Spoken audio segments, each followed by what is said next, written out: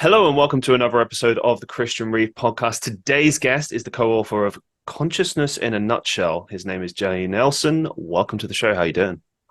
I'm doing great. Thank you for having me, Christian. It's a pleasure. It's an honor, always. Let's just jump straight into this, as we always do. In your own words, how do you define consciousness? I got a one-liner for consciousness. Consciousness is a dance between perception and memory. That's my Mm. one-liner on consciousness. And what I like about that is that it's short enough to fit on a t-shirt, right? But Always thinking about the marketing. I got to think ahead. yeah, well, I mean, I feel like, in so much in science, like we crave those sorts of equations that can explain life and fit on a t-shirt, like E equals MC squared. Like that's beautiful. And it explains so much, fits on a t-shirt, right? But like, then you have some problems like consciousness or light, which can't really fit on a t-shirt because light is both a particle and a wave, so it's like consciousness isn't just one thing. And so, but I like this definition because it gets you to think about, the idea that perception is tied into consciousness and that perception and existence are tied in together as well. So, You mentioned dreams in that. I'd like to expand on that a yeah. little bit because I've always kind of been fascinated by the concept. I'm sure many of us are. In the context of consciousness, what do you make of dreams? What do you think their purpose are? Are they real? Is there an element of reality in them? Are they just our mind kind of exploring a lot of different things? Because I can tell you this before Mm. you answer. There have been experiences in my life where I have, for example, dreamt the future. Mm. And now people will think, what are you talking about, Christian? That's impossible. Well, allow me to elaborate. Okay. When I say that I've dreamt the future, what I mean is it's kind of like a feeling of deja vu, where I'll dream something that I can't make sense of because obviously it hasn't happened yet. So I'm like, what? I'll give you a good example. There was a dream that I had where years prior, where I was dreaming that I was in my future college class and I could vaguely make out people, but that was it. Just a classroom, computers, a few people. Fast forward to when it actually happens, it hit me. And at this point, I'd had previous experiences like this. So I was kind of fully aware that, okay, what I'm thinking and what I'm feeling right now is kind of like reverse deja vu.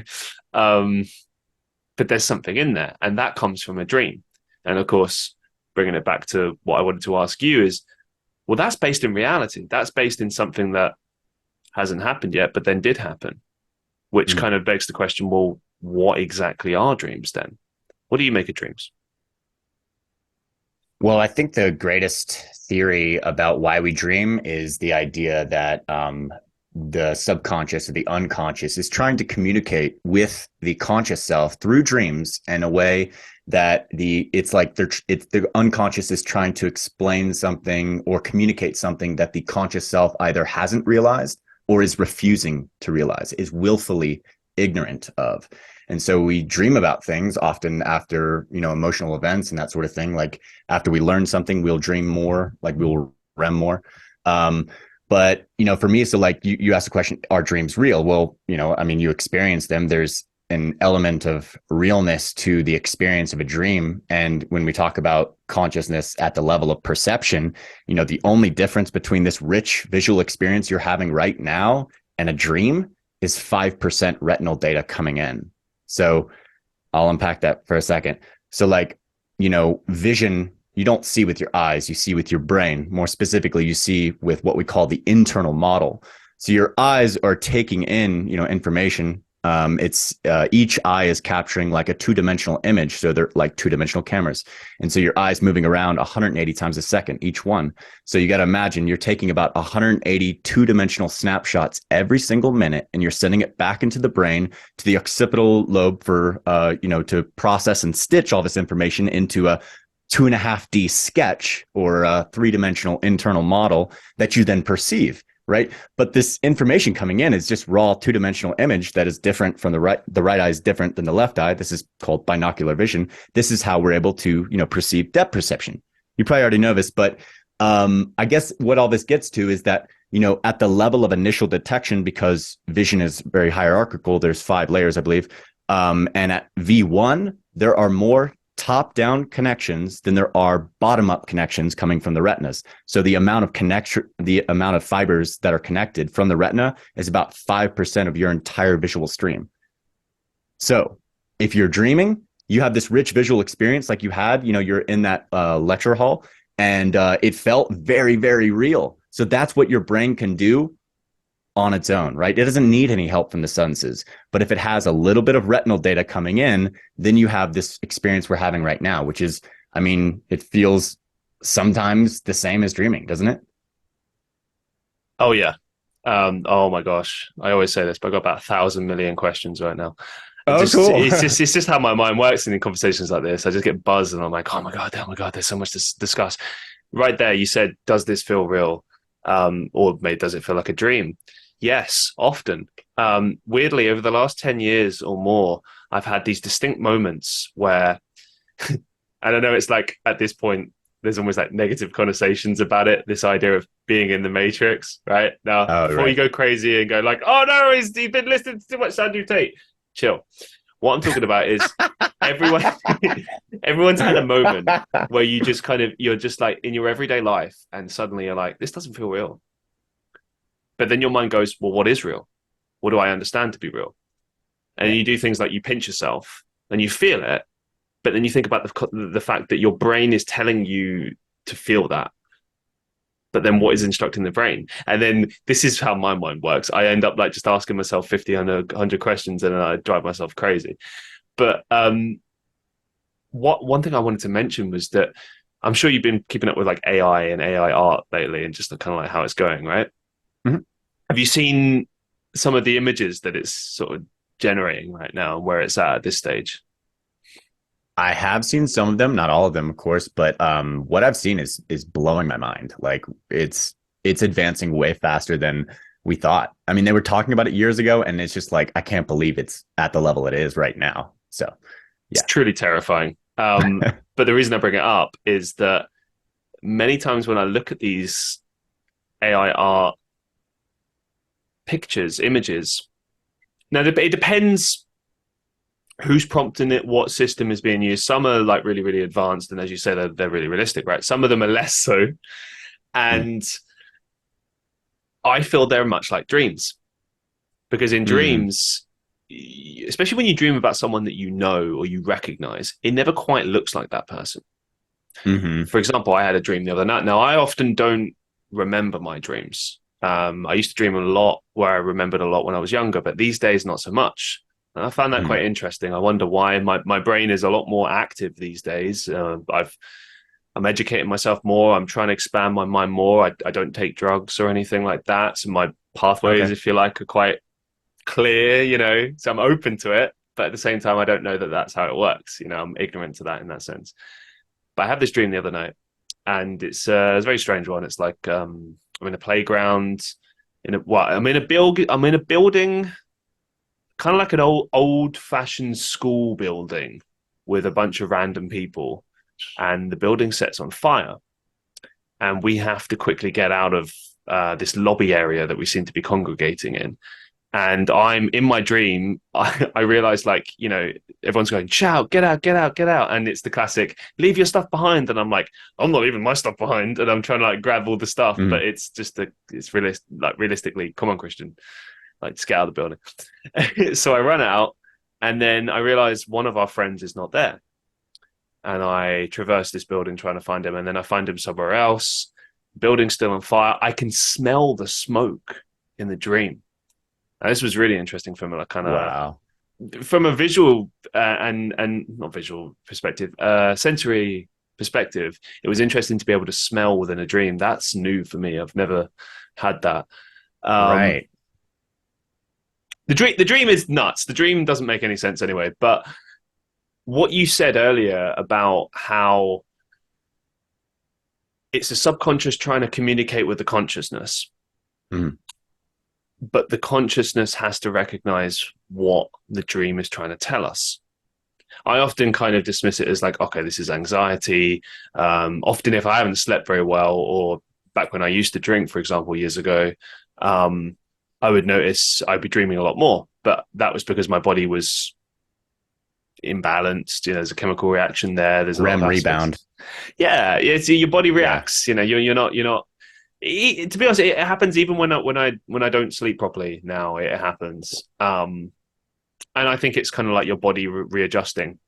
But it seems to be a lot more active. But it's been scientifically proven that we do always dream, even if we don't remember our dreams. We do always dream. So I guess our subconscious is always trying to tell us something, but whether or not we pick up on that is another story. But That is the point. Yeah, like, even in our waking life, like we have to quantize this a little bit. So, like every single second, your body is streaming in 11 million bits of information, like through all five of your sense organs. But the conscious self can only, handle about 200 bits every single second. So oh you have this no, humongous bottleneck, right? we're like a Of really the crappy old computer with like floppy disks. Sorry, Yeah. just No, yeah. that's right. Because you got 11 million bits getting funneled down to 200, and these are just estimations, and you'll find different estimations that people give, but we had to stick to one, and that's the estimation that we give. And it's informative about what the architecture of consciousness looks like, because the unconscious is driving the show. 95 to 99% of all your cognition is unconscious.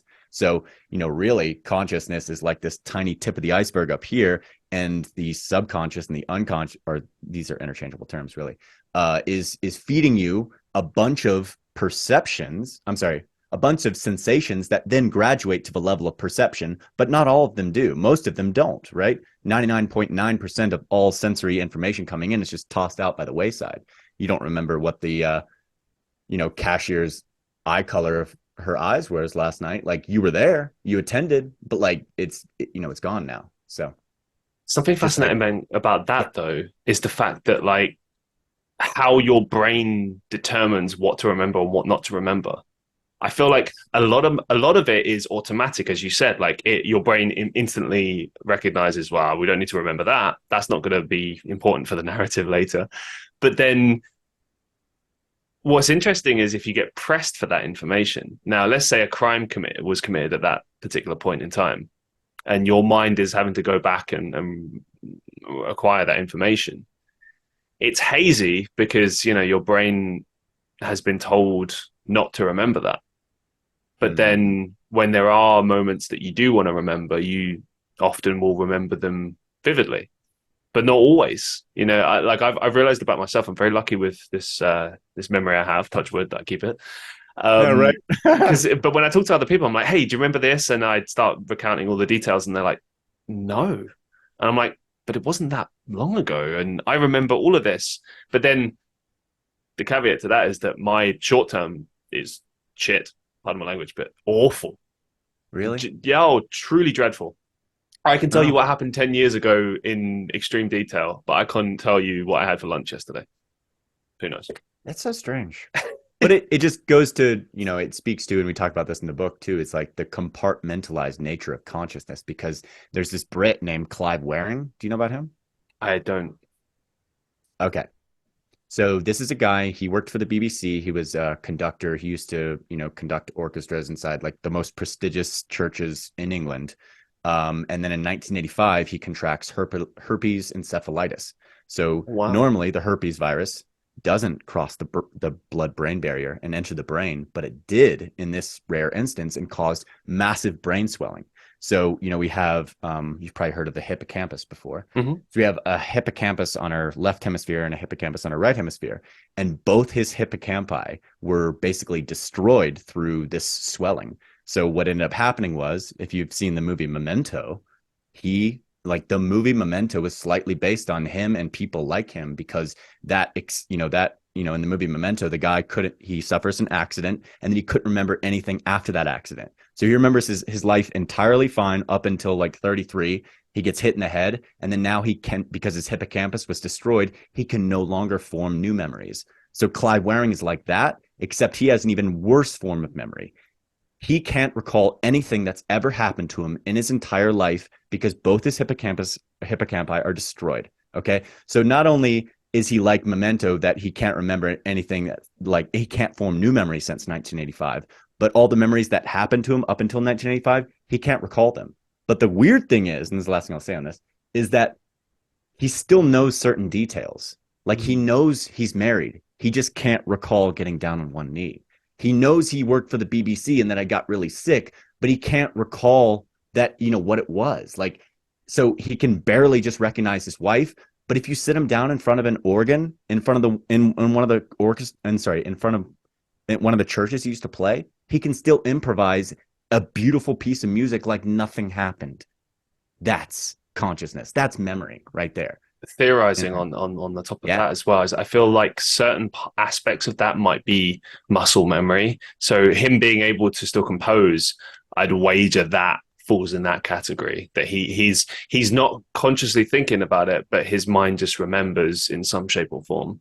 Like, okay, this is not even remotely the same thing, but in my life, there was a point where I was not doing anything creative for a long time, and I hadn't like touched a guitar in a long time. And I tried to start playing something after maybe like 3-4 years of not playing, but to recall something that I used to play all the time.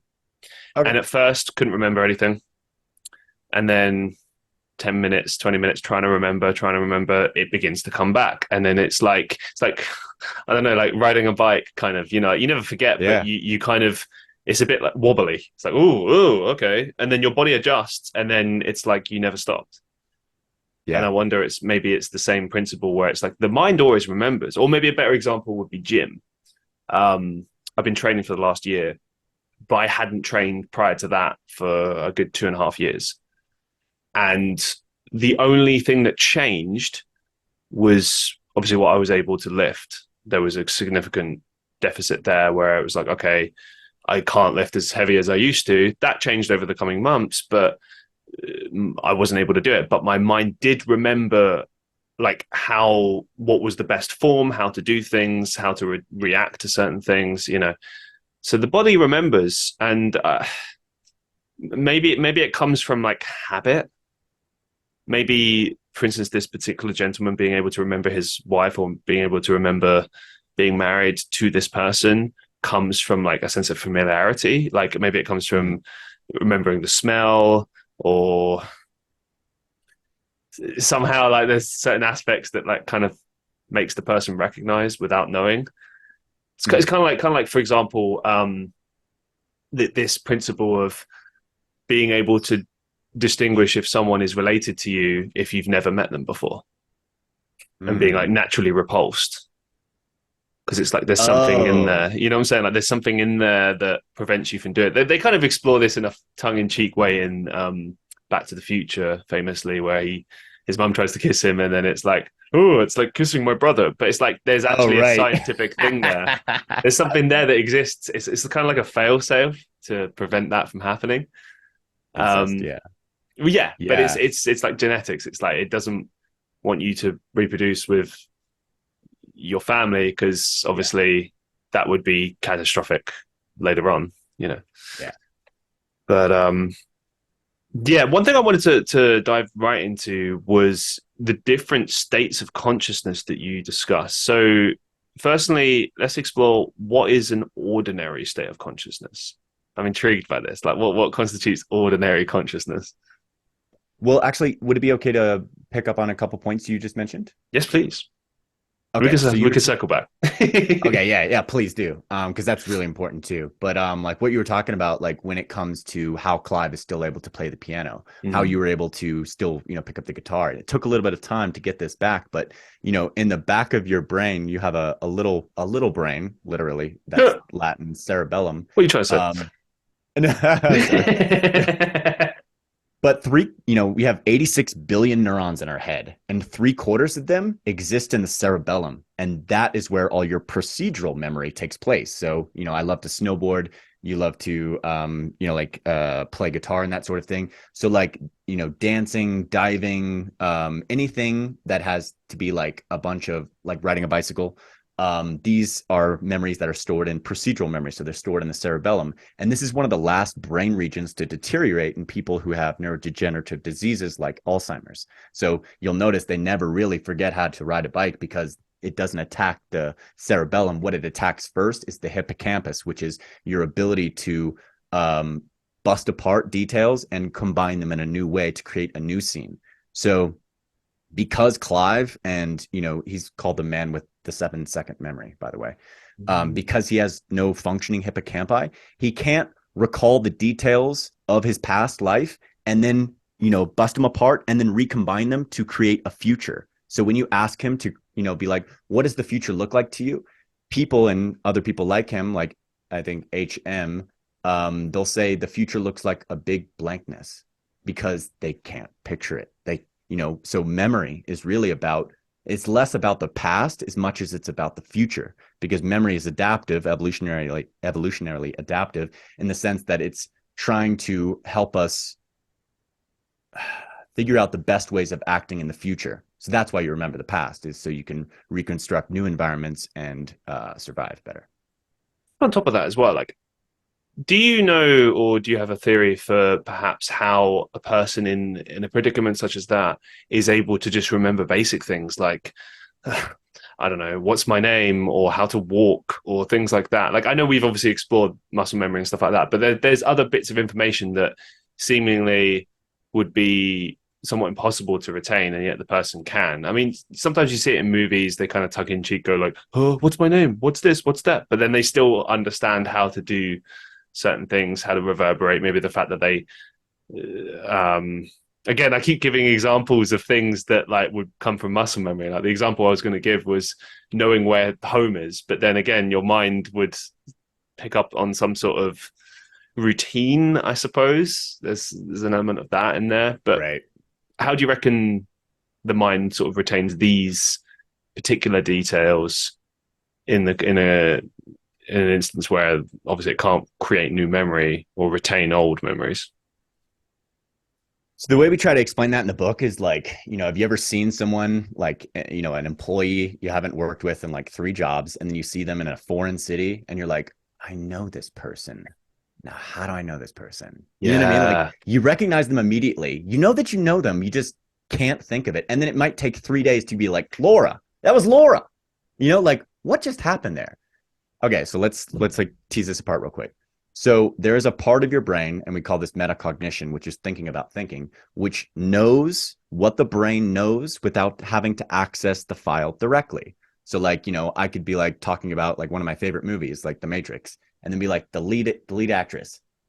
I don't remember her name right now, but I'll get back to you, right? So it's like, it's Carrie Ann Moss. But like for a second, it's like, that I know the information, but it might take a second for, the unconscious self to like go in the Dewey Decimal System, find the file card. Here it is. Her name's Carrie Ann Moss, because the name is stored in a different place than just the raw information. And so in a way that your brain has indexed what it knows. So you're like, I know that I know it. I know that I know it. I know that I've seen her before. And so it's the same way where it's like, I know that you're my wife in some way. Like when I'm talking about Clive Waring, like, he's got metadata, but he doesn't have any access to the actual file cards. So that's what he's got, just like impressions, which is a different type of memory and stored in a different area, apparently. Because, I mean, that's just, like one of the ideas is it's like we don't understand memory very well because we just like, I mean, you lose certain parts of your brain and you lose certain memories. And yeah, that's that. I've got 2 examples of this actually that happened to Okay. me in the last year or two, and it's intriguing because the first one was exactly what you just laid out there, where it's like the brain trying to like go back and understand, like, well, where do I know this person from? Well, where exactly can I find this information? And Mm-hmm. at the time, I was working a bar job, and this guy came in, and I looked at him, and I was like, I know you. And I said that to him. I was like, I know you, but I don't know where I know you from. And then obviously you start asking questions. You're like, what's your name? Uh huh. Did you ever work here? Uh-huh. Oh, you did. Interesting. Oh, you worked here. Ah, ah, ah. And then it's Yeah. like that. Yeah. And then there was another instance where my brain failed me completely, and then I just felt quite silly afterwards. So I was, Right. I was in the city. I live in Manchester in the UK, Cool. and I'm walking down the street, and this guy comes out of a TGI Fridays, and I'm just looking at him, and he's staring at me, and I'm staring at him. And I'm like, where do I know you from? Where do I know you? Like I feel, but I thought I knew him. Like I know him from my life. Like I've met him before, but I don't know. And in the end, I was like, I don't know, and I just kept walking. And but he looked really uncomfortable. Hmm. Later on, I'm watching some YouTube videos of some of my favorite creators, and I see him on there, and I'm like, Okay. oh, I know you from this. And then that would also explain why he felt awkward because in his mind, it's like, oh no, is that like a crazy fan who's going to like strangle me or something? Yeah. But it's interesting, like the way the brain does that and almost like compartmentalizes it. But that ability to recall is interesting because sometimes it's like really quick, like the example I gave, the former example, but then other times it's like it just doesn't happen for you and you have to kind of just relent and give it up and be like, it's not going to happen. But I Mhm. reckon that's based on the obscurity of the information. So in that first instance, that was a guy that I'd spent a lot of time working with. And so the brain's more readily able to connect that and make the dots and be like, no, we spent a long time around this person. You should know this person. But then the Mhm. second person, I've maybe seen a handful of vids. I couldn't even tell you his name right now. Like I just know, I know the face. The face is, something I recognize. And going back to one of the things I said earlier, being able to recall like the details of an event that otherwise seem not noteworthy, like if it's a crime scene.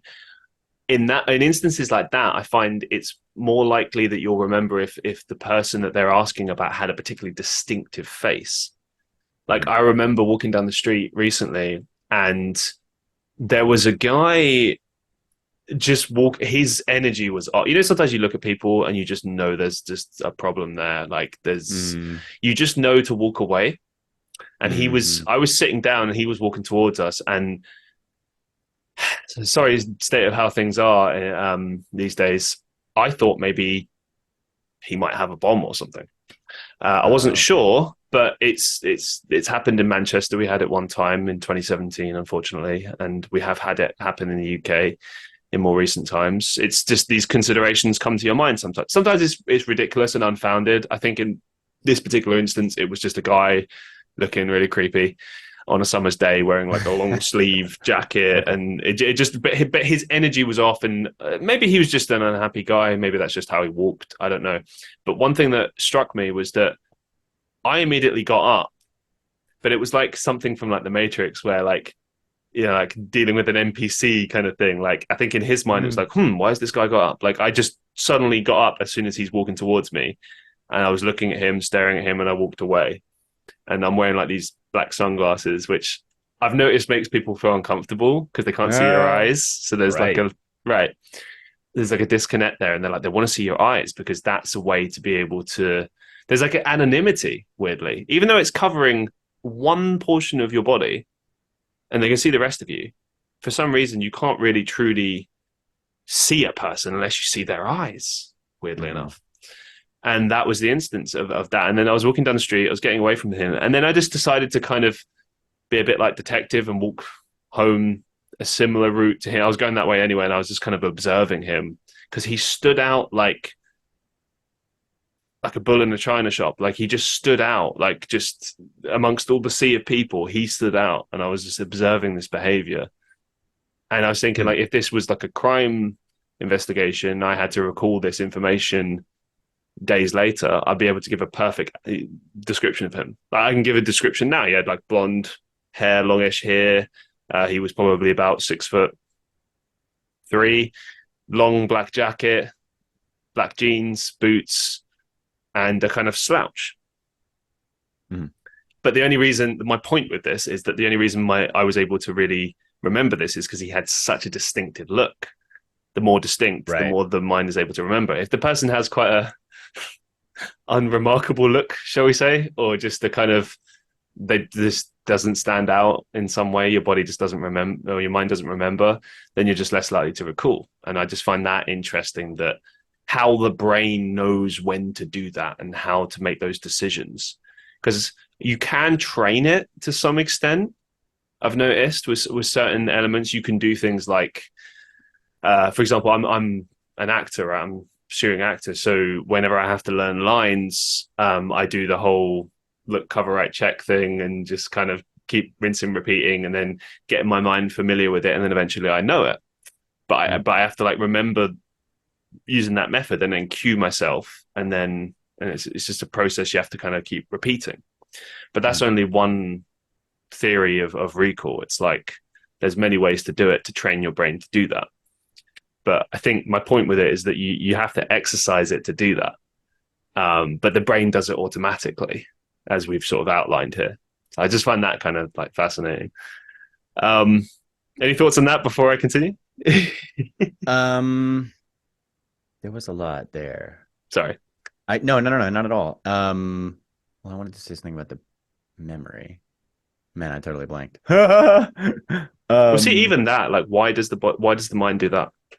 Happens to me a lot in the podcast, and sometimes I'll be able to recall the question. I'll start Yeah, talking, and then the pieces will fill in, and then the question will come back to me. And other times it won't, and it's just gone. And yeah. I try to move on because there's a show to do. But it's like, why does that happen? Is it stress? Is it the brain's just Yeah. shit? Like, I think it's like too many browser tabs open and it doesn't know which one to chase. so it just shuts And down. it's like, yeah, it's like, Just I don't crashed. know. You were Brain's going crashed. somewhere. Yeah, I don't know where it went.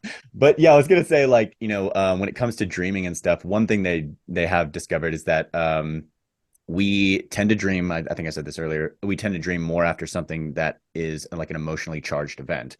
And so emotionally charged events tend to get remembered more easily because, it behooves one to remember like the time you were almost in physical or emotional danger. And it's Mm. important to also like, I guess, qualify that like the brain hardly makes a distinction between emotional pain and physical pain. In both instances, you have the same hormone, cortisol, being released. So, whether you're being, I don't know, stressed out by some sort of physical stressor, some actual physical bear is stressing you out, or you have post traumatic stress disorder in which every little thing is causing your salience network in your brain, your amygdala, your fear center to become hyperactive. And so when that is hyperactive, then other networks in the brain, like the default mode network or your prefrontal cortex, can't be as active. So because these people are on alert, they're so scared about what's happening, they can't stay present and grounded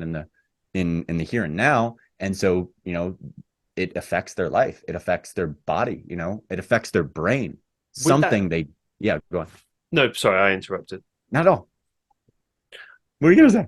I was going to say, with that specifically, is it because the mind is, sorry, the situation has recreated a similar feeling of what the person felt in that particular moment? Is it almost like the brain remembering, and because the brain protected you during when it happened, like you went into shock or whatever, then it's kind of like inadvertently putting you into shock again because it thinks that it's recreating that specific instance when it's not. Yeah, so the brain has gotten hyperactive in one of the networks. And basically you have three big networks in your brain: the default mode network, you have the emotional salience network, and then another network that'll come to me in a second. Oh, the central executive network, which is like your prefrontal cortex. And so if you ever have some sort of psychopathology, odds are there's some sort of hyperactivity in one of your networks. So emotional salience network hyperactivity, that is going to cause like PTSD. If you have default mode network hyperactivity, so that's the neural substrates of the ego, if that is hyperactive, you likely have anxiety or depression. So that's interesting to know.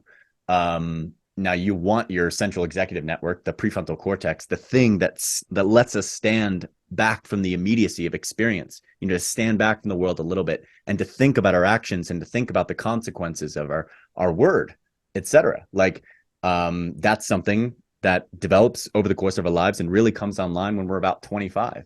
But the difference between like a 17-year-old and a 25-year-old is that their brains are functionally different. A 17-year-old's prefrontal cortex hasn't come online in the same way that a 25-year-old has. And so a 17-year-old is operating more out of their amygdala. They're more emotionally reactive.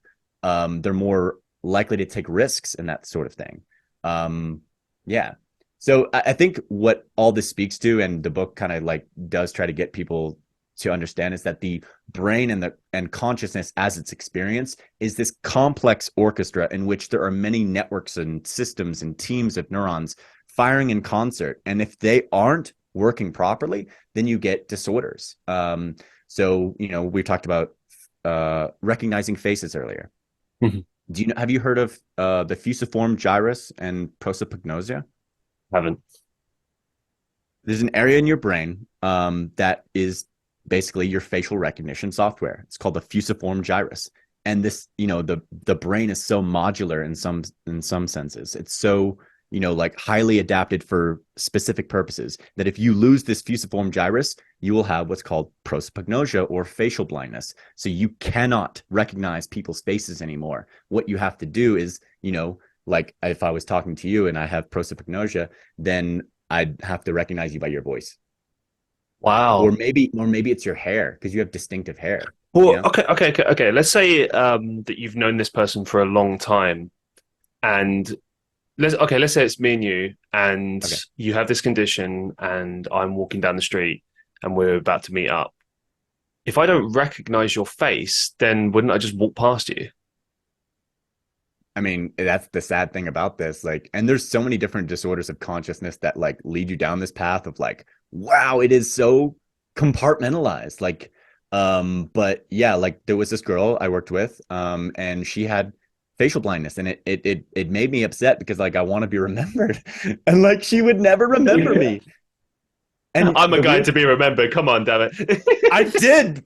Because at this point, I was out in LA. I was trying to be an actor. I was trying to do stand up as well. And she was the girl who booked stand up comics. And I'm like, you have Oh, facial blindness. You've told me this. Like, you got to recognize my voice. Like, and that's how she got me. Like, was eventually by my voice. But we use tons of different cues. Like the way you walk, your gait. Like your hair. Like, there's just mannerisms that I might do. Like the way I hold my hands. That just be like, oh, that's Jay. I mean, that's how we're able to impersonate people, right? You just take a right. few of I can't copy your face, but I can take a few of your things, and then you know what I mean? Like if you're impersonating someone. So No, it makes sense. It makes sense. I will say, just on a side note, though, like yeah. her being a booker for like events and stuff, like surely it's really important to remember like the look of people, so you know to book them again. Like if she never remembers them by face, then that's going to create a lot of problems. Like, It was so strange. yeah, But yeah, luckily she ended up remembering me. But like, yeah, that's got to be such a weird moment to be like to know that you're talking to your mom, but to like look at her face and be like, this is a stranger's face, you know? Like it's it's so weird. strange. There was another situation where like this guy had this dog, but he had some sort of weird situation in his brain that then like whenever he saw his dog, he thought it was somebody else's dog because the part of his brain that would like light up with the emotion and connect that this is my dog like wasn't happening. And so he's like, this is an imposter. This isn't his quote, this isn't Fifi. It was Fifi, but like he had a disorder of consciousness. So it's just so strange. And if you take a bunch of these facts together, you start to understand that, the idea that we promote in the book is layers of consciousness and they're stacked up and kind of like Photoshop. And so, a Photoshop creation, something you might see on the front of a book is a layered construction. And if you untick the layers in Photoshop, you can see what each layer is contributing to this piece of artwork. But consciousness as it's experienced at this moment in time, let's say we both haven't had caffeine, no Hmm. cigarettes, we just woke up, we're in a completely we're in a completely ordinary state of consciousness, which I like to call CS5 or consciousness 5.0. CS5 is just the abbreviation. Instead of saying baseline wakeful conscious state 1,000 times in the book, we just call it CS5. So it's just like how you distinguish that somebody is unaltered versus altered. And you can get altered just by, you're on a hike and then you finally make it to the waterfall and you're talking to your friend. And then suddenly it's just like, you completely forgot what you were saying because what you're in front of is so beautiful. Hmm. You've lost your train of thought. You have now become one with the thing you're looking at, which is just awe. That's a state. That's a non-ordinary state of consciousness or an altered state of consciousness we call awe. And so we have tons of these things, like you run for 15 minutes and you're going to be in runner's high. So anandamide, um, our endocannabinoid system will dump out anandamide after 15 minutes of running. You hug someone for over 15 seconds and you're going to get oxytocin. Your body's going to start releasing that hormone for pair bonding and just love and that sort of thing. So it's easy to get knocked out of CS5. How about that? I was going to ask you just individually these questions, but since you've kind of already touched on it, I guess my only question would be more so the key defining difference between ordinary state of consciousness and non-ordinary state of consciousness is, as you said, to do with if your brain is altered or your experiences are altered, be it through drugs, be it through activity, be it through something else. That's the key difference then. Yes. And so the way we attempt to explain what consciousness is by talking about transformations in consciousness. So we all, kind of wake up in this baseline wakeful conscious state we call CS5. And then, we start to alter it. Like I had coffee this morning. I like the altered state of consciousness called caffeinated. It's great. And then later on, I might take a puff of cannabis. That's another altered state of consciousness. But, it just I depends on what might partake, I know, it's so ridiculous.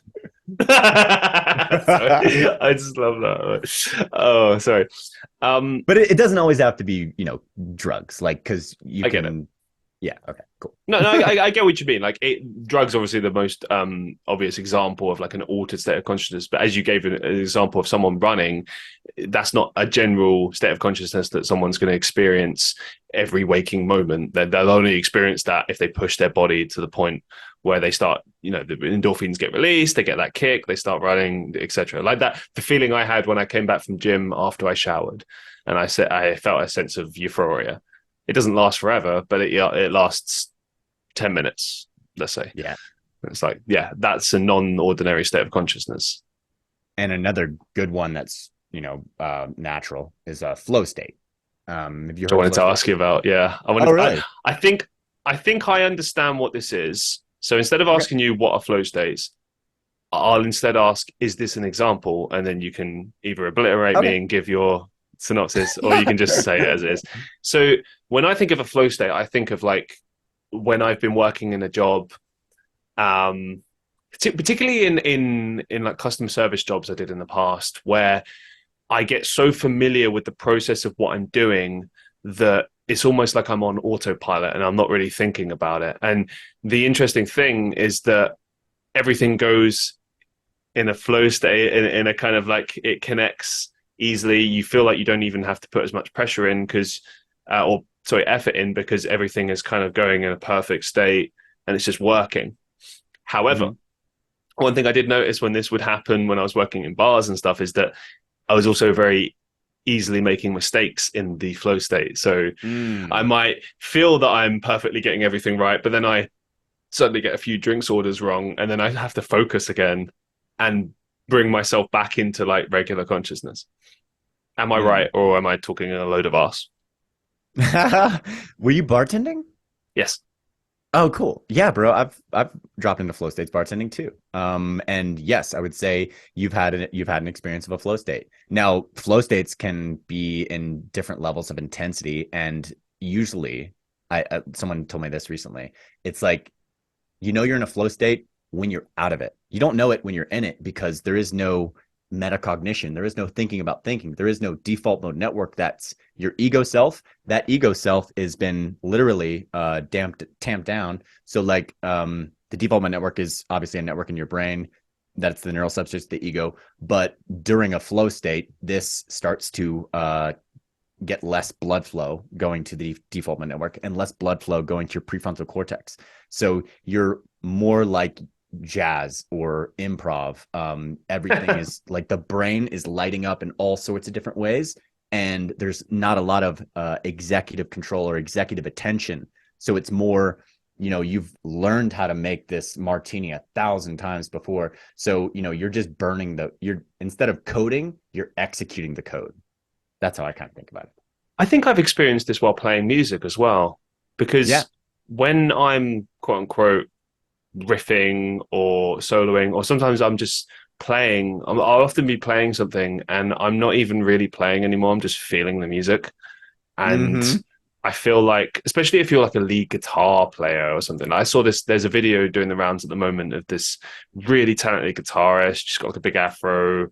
I can't remember her name, but she's amazing. And there's a brilliant video of her just kind of looking up at the sky and smiling and just like riffing and riffing and riffing and riffing and just soloing. And she's just feeling it. She's maybe in the flow state. She's, you know, she probably she knows roughly where she's playing, but like she's not thinking about it. Like you stop thinking about it. As you said, Yes. it's like the mind is not connected to it unless there's a bomb note, I guess, and then it's like, oh, pay attention. Yeah. But I feel like Yeah. that's a good example of it, maybe. Exactly. Consciousness without self-consciousness. And the guy who's pioneered the most research on this area called Mihai Csikszentmihalyi, he has this TED talk, and his research suggests that people report being most happy when they're in flow, when their default mode network, aka their ego, isn't judging them with the inner critic isn't talking in their heads. That's gone. And what also happens during a flow state? You said time kind of goes like this, like time dilation, because time, again, is calculated in the body and the brain. It's calculated all over the prefrontal cortex. But when that starts to wink out of existence, then you start to get time dilation. So for me, writing, like I might be sitting down, and it feels like 30 minutes, but then I look up and it's been 3 hours. Or if I'm snowboarding, I'm going Mm. downhill, I'm going fast. Flow states are literally peak states of performance. And then, but I remember going down the mountain, and it was on my birthday, and like I hadn't fallen in like a really long time. And I catch my shadow and I'm like, oh my God, I'm in a flow state. The next thing, I slam head over heels like 4 times. It was like one of the worst wipeouts I had in like a couple of years. But it was funny because I was totally fine. And then I was like, oh, look how cool I look. And then bam, face plant. Oh man. It was like everything was fine until my conscious self got involved, and then I caught an edge or something. And so it just goes to show you, like, the narrative self or the ego and time, these are luxuries in the brain because we don't have to have them. And when you have a flow state, like, it's important to note that your body is dumping out all your feel good neurotransmitters. So dopamine, serotonin, endorphins, anandamide, noradrenaline, and sometimes oxytocin. That's what a flow state gives you. And that's a completely normal, altered state of consciousness that people can tap into if they're sufficiently skilled in something like, I don't know, poetry or figure skating or writing or, like whatever happens to be, snowboarding. So this is probably a dumb question, because I feel like you already answered it, but would sex be an example of a flow state? There's some evidence that people, yeah, and there's this book called Stealing Fire by Stephen Kotler and Jamie Wheel that would make this same argument, where they're talking about flow popping up in all these different areas, and yet we call it different things. So stand-up comedians call it when they're in the zone, like basketball Right. players call it being in the zone or in the zone of proximal development. Stand-up comics call it being in the forever box because, like, they got that mic and then they drop into a flow state and then they riff on something they've never said before for 10 minutes straight. That would be a flow state, right? Or, I mean, with actors, you get lost in a scene, you forget that, you forget what your real name is for a moment. You're completely that character. And all that matters is who you're talking to in this emotional state that you're sharing with the audience. You guys are merging into this hive mind. And so there's a thing called group flow. Victor Turner would call this communitas. And this happens sometimes during rallies, like political rallies. Sadly, a good example and a horrible example would be the Trump administration, and how Trump was able to get people. There can be an evil side to flow. um Adolf Hitler would be another example of where you get people to Oh, merge into this yeah. hive mind, and then this would be Stephen Kotler's line, you don't want them to make meaning for you. So Trump and Hitler would like get people all riled up, and then like, all right, let's go do this thing, and then they're not really thinking properly. So like, flow states can be great, but they also can be bad too. I think it's important to say that. No, this is an important point on this because obviously we've noticed that people act wildly different when part of a group versus singular. Mm-hmm. And society mocks those who are on their own. You go to a restaurant or whatever, and you see a person on their own. Society is mocks that. They're like, that's weird, that's strange. Everyone should be in a group or a couple or something. And maybe there is a degree of truth in that. Sometimes it's context dependent. There's nothing wrong with going for a drink by yourself, going for a meal. I do it all the time. It's nice, but sometimes it's better. But at the same time, in general, from a generalization perspective, we regard this behavior as abnormal and we favor group interactions, sociability because we are social creatures.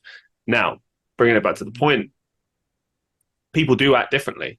You take the same person and take them away from a group, they will react differently versus you throw them in a group sometimes and there's different roles within that group as well. There's the overly extroverted one who may even act the same way on their own, but if they're particularly extroverted, and then there's the other one who only comes out in that kind of state when they're actually part of that group.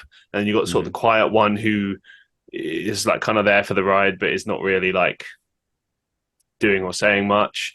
You might have someone that's particularly vocal, just throwing like quick insults, few lines here and there. Point is, like, everyone acts differently in those groups. And as you say, you lose your sense of self, you lose your sense of identity. You're more likely to do things that you wouldn't normally do because you're part of that group. And it's like, I don't know, I feel like it's infiltrated you. Like almost the ability to retain one's sense of self in a group situation is, I feel like you either have to have a particularly strong sense of character in self, or you have to be constantly self-aware of what's going on around you and not let it infiltrate you. But I don't know, that's easier said than done. Particularly if you're quite easily swayed, I suppose. So when you see these rallies and you see people who have invited that in, they allow it to happen, and then their mind sort of temporarily goes on this journey. I've experienced it myself a few times where I've allowed something in and I start listening to it, and maybe the thing starts convincing me, but you then forget, like, hey, listen, you got to reel it back and make your own judgment on this. You can't just let this person steer the ship for you. So I feel like that sense of self-awareness is key. You have to train that, maybe. Right. But yeah, I mean, it can get lost. And you spoke about anonymity earlier, but like, you get in a crowd and like you think you're maybe a little bit anonymous, and maybe you are, like maybe this is a black bloc anarchy thing and like you're all wearing the same thing. So then you really do feel anonymous because you guys can, one person can jump out from a crowd and smash a window and then disappear back into the crowd again. So it's like you would do things you normally would never do, but you're in a crowd. So it's okay. It isn't okay. But like, I guess we're speaking to the idea that the myth of the individual, because we only know ourselves in relation to other people. Like I'm finding out who I am and talking to you. But like if we were the same person, like literally the same person talking, like I don't even know what we would talk about, because if we would agree on everything, right? If we were the same person. So like it's good that, I guess my point is, like we find ourselves in other people, and like, in these group settings, you can lose your individuality, and sometimes that's amazing. Like I go to live concerts and live music so I can have that experience of communitas, get lost with the crowd, forget about myself and my worries and my bullshit for a second, and just like make an artist's, I don't know, union, like with the artist on stage, and understand their work. Like that's like my favorite experience on this planet. You don't need anything to have it except for live music and a crowd, but it's great. No, I know what you mean. It's like a connection thing. It's like if there was Yeah. kind of like Wi-Fi. It's connecting everyone, but you can't see it, but you can feel it.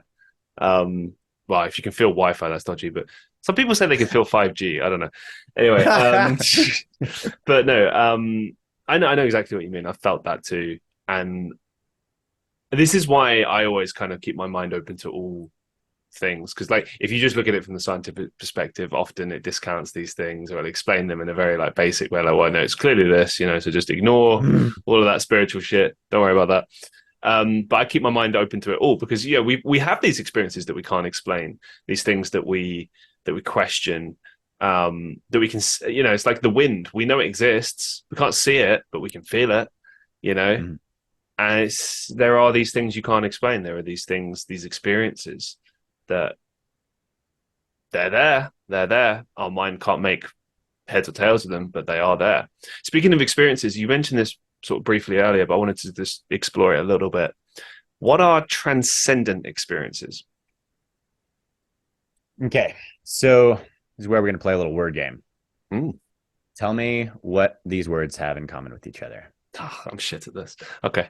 All right. Heaven, nirvana, satori, moksha, liberation, awakening, being awake, waking up, feeling one with the universe, feeling one with nature, the unitive experience, the contemplative experience, the transcendent or mystical type experience, ego death, ego dissolution, near death experiences. These are all playing in the same soup, right? Just And sounds like you've been so talking to Josh. he's he finished my book recently, so like Now you're I making me mean, feel bad now. oh no, I'm sorry. Hey, I'm I'd not read it. saying I'd read it if I had. the audiobook's coming out soon, and I know that's like an easier route for a lot of people. I Like, will I mean, read I it. I read. will read it. I'm getting back into reading because I normally read for research purposes. But I've started like reading to educate myself in acting, and also like I'm reading this book at the moment, which I think is brilliant. Free plug for this: Way of the Peaceful Warrior by Dan Millman. It's a pretty old book. I was just recommended that book. Yeah. Oh my God, Yeah, read it. Oh my God. Um, yeah. yeah. Yeah. Do you know, my dad gave me that book, and he said, this is a few years ago, and he said to me, this is the right time for you to read this book. So I think, Hmm. how old are you? If I may 35. ask? 35. Okay. 30, Yes. 36. I'm sorry. Holy shit. So, yeah. So I'm 30. We're around more or less the same age. Like, this is a good time for us to read this kind of book, because it's one thing I was telling a friend about it the other day is that I've stopped and started trying to read this book so many times, and I think my mind was not ready to receive the information. But Mhm. now, very much able to receive the information. I mean, like for example, this show that I do, I just sit and listen. I'm steering the ship, but I'm not. One thing that's interesting that's changed about this show is that I used to look at this, my notes, and like that was my Bible, and I was like staring at that, like I have to ask all these questions. Oh yeah. Now it's more like these are conversation starters, really, or prompts. But sometimes I don't even look at this piece of paper. Like it really Oh yeah. depends. It really depends on what's going on.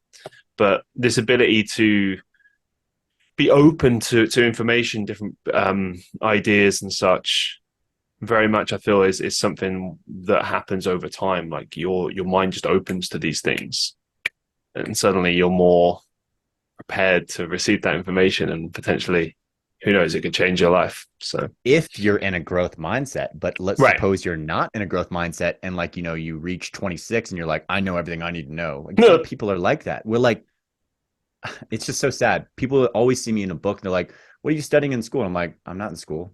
Like I've been out of school for a while. Like, but like they associate like, well, if you're reading a book, you have to be in school. Like I'd love to learn. Like you get Mm. a dopamine hit every time you learn a new fact. Like that's my crack, bro. It's like trying to cram a new fact in there. That's my deal. No. You're onto something here. Because I think most people kind of probably assume like, oh, you're preparing yourself for something. Or maybe you're researching something. And it's like, if you think about it, you always are. I mean, even if you're just like reading for enjoyment, it's still it's an experience in of itself, reading. You lose yourself in it. Like I've Mm-hmm. noticed about myself that if I'm really connected with the book and experiencing it properly, I'm able to like visualize, like this particular book is like novelized, right? And I'm imagining these scenes in my head. I can see them almost. And it's amazing because a lot of people, you hear these people say this a lot, don't you? That the book is always better than the film. And I feel like the Yeah. reason why people say that a lot of the time, other than the fact that, oh, it's not how I thought it was, you know, it's a particular interpretation. Not everyone's going to like it. But with a book, I think it's an astute point. It's a good point. Like with a book, it's up to your mind. You know, your mind gets to be the dictator of that. And there's a lot of freedom in that. Like, yeah, the words will paint a picture for you, but it doesn't have to be exactly what the book is telling you. Like, for instance, you know, sometimes like it will describe certain colors and it'd be like, oh, this the person's hat was red, the building was brown. Mm-hmm. But I noticed that my mind does something different. It doesn't always necessarily take that information into account. It might, but it will paint its own picture. Well, and that's the point about like, the psychologist Carl Jung had this idea that, we're basically dreaming all the time. And this is, Whoa. the yeah. And so, but like, with the idea that like 5% of, this experience you're having is coming in from your retinas and the rest is all internally generated imagery given your expectations about the world. If we take that fact like seriously, so your eyes are really there to tether this internal model to this plane of existence so it doesn't go off into fantasy land. So your brain, and this is happening when you're reading, right? If you're reading a good story, the author doesn't give you every single detail possible. They give you a few really good key details about what they're wearing, what the scene's like, what the emotional state is, and then your brain runs with it. If they're good, if they've written it in a way that's compelling, your brain will take the information and just start to run with it. And that's what consciousness is at this moment in time. Like, your eyes are scanning around the room and looking for things, and then it's updating your internal model about what you think is happening, right? But it's always just running with information in the sense that like a VR headset isn't rendering every single thing, in the universe, right? In the VR universe, it doesn't render every single thing. It only renders what you're looking at. And so that's kind of what your brain is doing. It's, taking like tiny little squares and then being like, okay, well, if that's that, then I can replicate, if that's a black patch right there, I can replicate this over here. This looks like soil and this looks like, mountain terrain. I'm just going to copy paste, so to speak. And that's how it's able to funnel that 11 million bits of information down to that 200 bit size story that our conscious self can attend to. So, yeah, but I'd say that. So you're saying when I go for a walk in the mountains, my mind's just doing copy paste. Like what? What the fuck? Yeah. And That's if scary. and like this is the crazy part. Okay, so if you take your thumb, and whoever's listening can take their arm, stick it out in front of them and just stare at your thumb, right? So it's at arm's length and you're staring at your thumb. So that thumbnail is representative of 1% of your visual field. And so you see well with 1% of your eye. The part of your retina that can actually discern fine level detail, color, like super good color, contrast, all that stuff is 1% of your retina. That's your fovea. That's what you read with. So every time you're scanning, in a book, like you'll notice your eyes are moving like every second, obviously. And so it's capturing like what these little symbols are. And then, Mm, surely you've gotten that. Have you gotten that email where like the first letter of the word is spelled right, but then the middle of the word is like jumbled, and then the last letter is spelled right, but you can still read the yeah. word. Okay. That just goes to show you like you're not really reading when you're reading. Your brain's it's like predictive text in a way. It's like, oh, I think I know what they're saying. You don't actually read every single letter. That's how typos exist. I One know thing you it too well. mentioned, no, one Uh-huh. thing you mentioned earlier about like information. Yeah. Like I always think about this. A few years ago, my ex-partner's father was talking to me about something. I don't remember exactly what the topic was, but he was trying to kind of like reassure me about something, just make me calm down. And he said, look at this. This is information. This is information. This is information. He said, like everything around you, everything that you interface with, everything at all is all information. And you like pick and choose what you take in, what you take out, etc. But it's all information. When you start looking at things like that, particularly when you have conversations like, oh, is this the Matrix? Is this real? Is this that? I mean, I feel like it doesn't really matter if it's real or not, because one truth of it is that it's all information, and your mind is kind of doing its best to decipher all of that. So whether Yeah. it's deciphering code on a piece of paper to trying to make sense of life or trying to read someone's body language, like it's always analyzing everything at all times and trying to make sense of it, trying to quantify said information, Hmm. which on another many side notes is one of the reasons why I've spent a lot of time lately paying very close attention to what I choose to say watch and listen to, because obviously, as we know, like negative content can have a negative effect on us in much the same way that eating some bad food will make you feel shit. It's the same principle. Like, Hmm.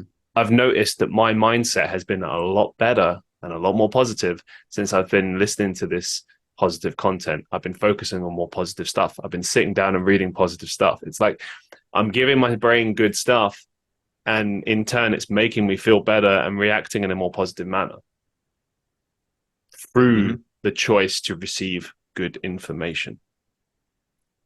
Yeah, I mean, it's that old adage, we are what we eat, but we eat with all five of our senses. And so, like it isn't just that like if you eat donuts all the time, you're gonna get fat. Like what are you eating with your eyes and your ears? Mm-hmm. Like if you're surrounding yourself with toxic bullshit, like I'm not surprised if you start to have some, like a brain that won't leave you alone because it's like, what are you feeding me? This is horrible. And it's just gonna act like a mirror, just reflect back what you're feeding it. And so yeah, I've done the same where it's like you got to like regiment your diet of what you consume. I can't consume I can't take in all the world's pain and suffering in the mornings. You know what I mean? Like I can't watch all the news in the world and be like, Oh, dude, it just depresses me. Like the news is a perfect example of this. yeah. And this is me just like trying to shit on the news, but like let's be real. Like the news is not the news. Okay, if the news was the news, it would literally just be facts and figures and statistics written down, and someone's just saying them. You know, like this happened at this time, at this place. Da, da, da, da, da, da. Right. But the news is not that. The news is trying to sell you stories. It's trying to paint narratives. Sometimes they're legitimate, other times they're false, serving an agenda, whatever. That's another conversation for another day. The point is, you do, if you start to pay attention, you will notice that it is heavily negative. I noticed this at a very young age. I remember I must have been about 13, maybe younger. And I just sat down and decided to just pay attention and just what, like I always used to stick on the news here in the UK. I grew up in London, and what we would have is the national news and the local news. So the national news, it was always the same thing. It would be like, here's how terrible the economy is. Here's the war that's going on in this country right now. Here's what the politicians said you should be fearful of in this particular month. And I noticed that it was just a running pattern of that. It was negative thing after negative thing after negative thing. Not one of those instances had something positive, like, oh, well, said banker thinks things look positive in this given moment, or a member of the opposition said, don't worry, we've got this plan in mind, or, you know what I'm saying? Like, there was never that positivity. Then it dropped to local news. Same thing. It would just be Hmm. negative, negative, negative, negative. And then sometimes they would end, or often they would end the program with a good feeling, good feel story. Like, Hmm. oh, Sandra in the local community has raised £500 for Dogs Trust. And here's a picture of her with all the dogs she helped. Have a lovely day from us at Channel 4. Good evening to you. Da, da, da, da, da, da. See you tomorrow. And that was the pattern every single day. And I was like, wow, a program that lasts, say, 2 hours, 95% of it is negative, and then there's 1 5%, I suppose, intended to just kind of make you forget maybe that you felt so bad about all the other stuff, because you're like, oh well, as long as there's this one good thing going on in the world, all that other stuff, it's not so bad. And it's like, don't get me wrong, there's always terrible things going on in the world, but there's also a lot of amazing, wonderful, good things going on in the world. Agreed. But the news, I feel, is designed to keep you in a perpetual state of fear and stress and anxiety. And I know that's like quite a controversial thing to say. Like people will be like, "Oh, well, you sound like a conspiracy theorist." It's not a conspiracy theory. It's fact. Go watch the news and tell me how many positive stories you find or positive angles. Hmm. There's not a lot there. It's quite distressing. Like as just a program. Like forget all political leanings. Forget everything you think and know about the news. Just sit and listen to it.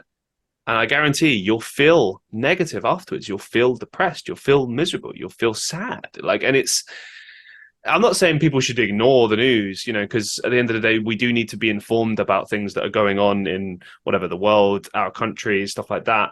But we also live in a time and an age where the information that we're receiving, in many instances, we can't always be sure of. We can't be sure if this is real, is this fake, is this AI generated? That's a new concern we have to think about now. Right, I know. There's like different layers and elements to this that we always have to take into consideration. And it's not to say that this is a new thing, even, like there's always been fabrications in news, in media. There's people have always lied, there will always be these things.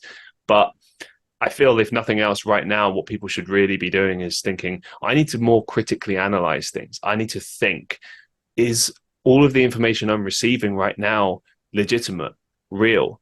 Maybe I should take into account all given aspects of an argument, for example. For instance, I refuse to do like debate shows. I don't want to do debate shows but for the simple reason that to do that professionally and properly, you need to learn both sides of an argument fully. You need to fully understand both arguments so that you can either host a debate and know both sides, or if you're going to oppose someone and debate against someone, you need to know what they're going to say pretty much, so you're prepared for that. But my point is, you have to be fully prepared. You can't just kind of go walk into it because it's just not how it is. It's not appropriate. You need to know. You need to be informed. But I don't know that many of us are doing that. I think a lot of the time we accept things at face value. You'll notice certain people you meet throughout life, a lot of the time they'll go with the status quo. They'll go with like, oh, okay, well, the rules say we have to do this. Or, I don't know, this information says we have to do this. But there's been quite a few people I've met throughout the years. And this is kind of goes back to what you said earlier about how we discover things about ourselves through people we meet. I discovered that I don't, me at my core, I'm a bit of I won't do what I'm told kind of. I'm not deliberately rebellious, but I do kind of take exception. I'm like, okay, if they're saying A, B, and C, well, let's try Z, because I feel like there's and often if you ask about something that's not shown to you, you'd be surprised. Like sometimes people will be like, yeah, you can do that if you want. It's not something we advertise, but it's something you can do, because they don't expect everyone to go for that option, that hidden option, that thing that not many other people have. Oh, okay. You know what I'm saying? It's like Yeah. it's a certain mindset. There's people that accept what's in front of them blindly. There are people that question things, but maybe will still go along with things. And then there are people that will question everything. Right. It's maybe not always for the right reasons. Maybe they're just being deliberately difficult. But I think it's good to always question everything as a concept, because you shouldn't just blindly accept everything you see in front of yourself. You will be lied to. You are being lied to, but that doesn't mean you're being lied to in all given instances. It's just something to keep in mind. Like when you receive new information, question it completely, question the source, question why you're being given this information, question where it's from, question everything. Always question things. They tried to tell me at school not to question things, and now I understand why. Oh, right. Yeah. Wow. Not always. There were certain teachers who, like English teachers, would be like, you need to critically analyze things. But that was more so we could deconstruct Shakespeare, not so that I could question society at large. you know? But I mean, that gets to the whole point of like there's flow states, right? Which is like the good form of automatic, where you're basically trusting the instincts and the body Mm-hmm. to burn this code out. And then there's the automatic, which, we're just mindless. And sometimes we drive home like when we're meaning to drive to work, like, Yeah. or I'm sorry, like you're on a path and then you're trying to go to the store and then you end up driving to work and you're like, what the hell? Well, you're on automatic. You weren't even thinking. So where was your consciousness? Like your awareness wasn't there, but your body was manning the wheel. Like there's another altered state of consciousness for you right there, a trance state. You've gotten into a little bit of a trance. But like, I mean, I guess I wanted to pull it back to like, was it your grandfather that said it was about information?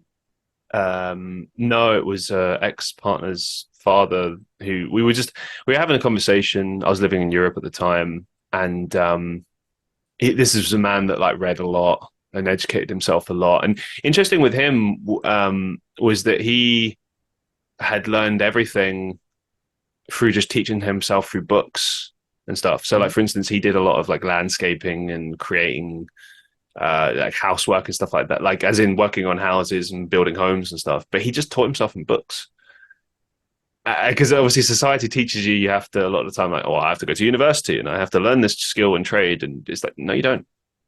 You don't have That's to. one way you can do it, sure, but you'll notice if you do go to university, you're paying for access to information, whereas you can get a lot of access to information for free now in this day and age.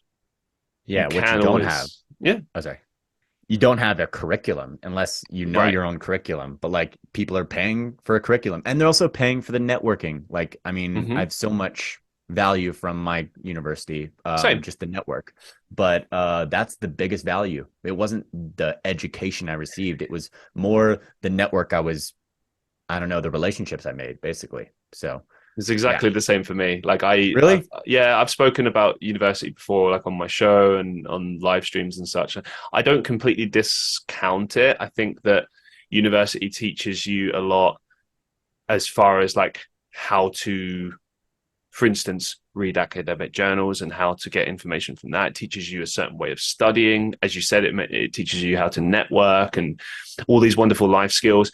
Also, it demonstrates to other people certain qualities and aspects to you in the same way that if I go to the gym and I take care of myself, that sends a certain message to people about where my level of discipline and Mhm. um, where my mindset is. I think going to university sends out the same message too.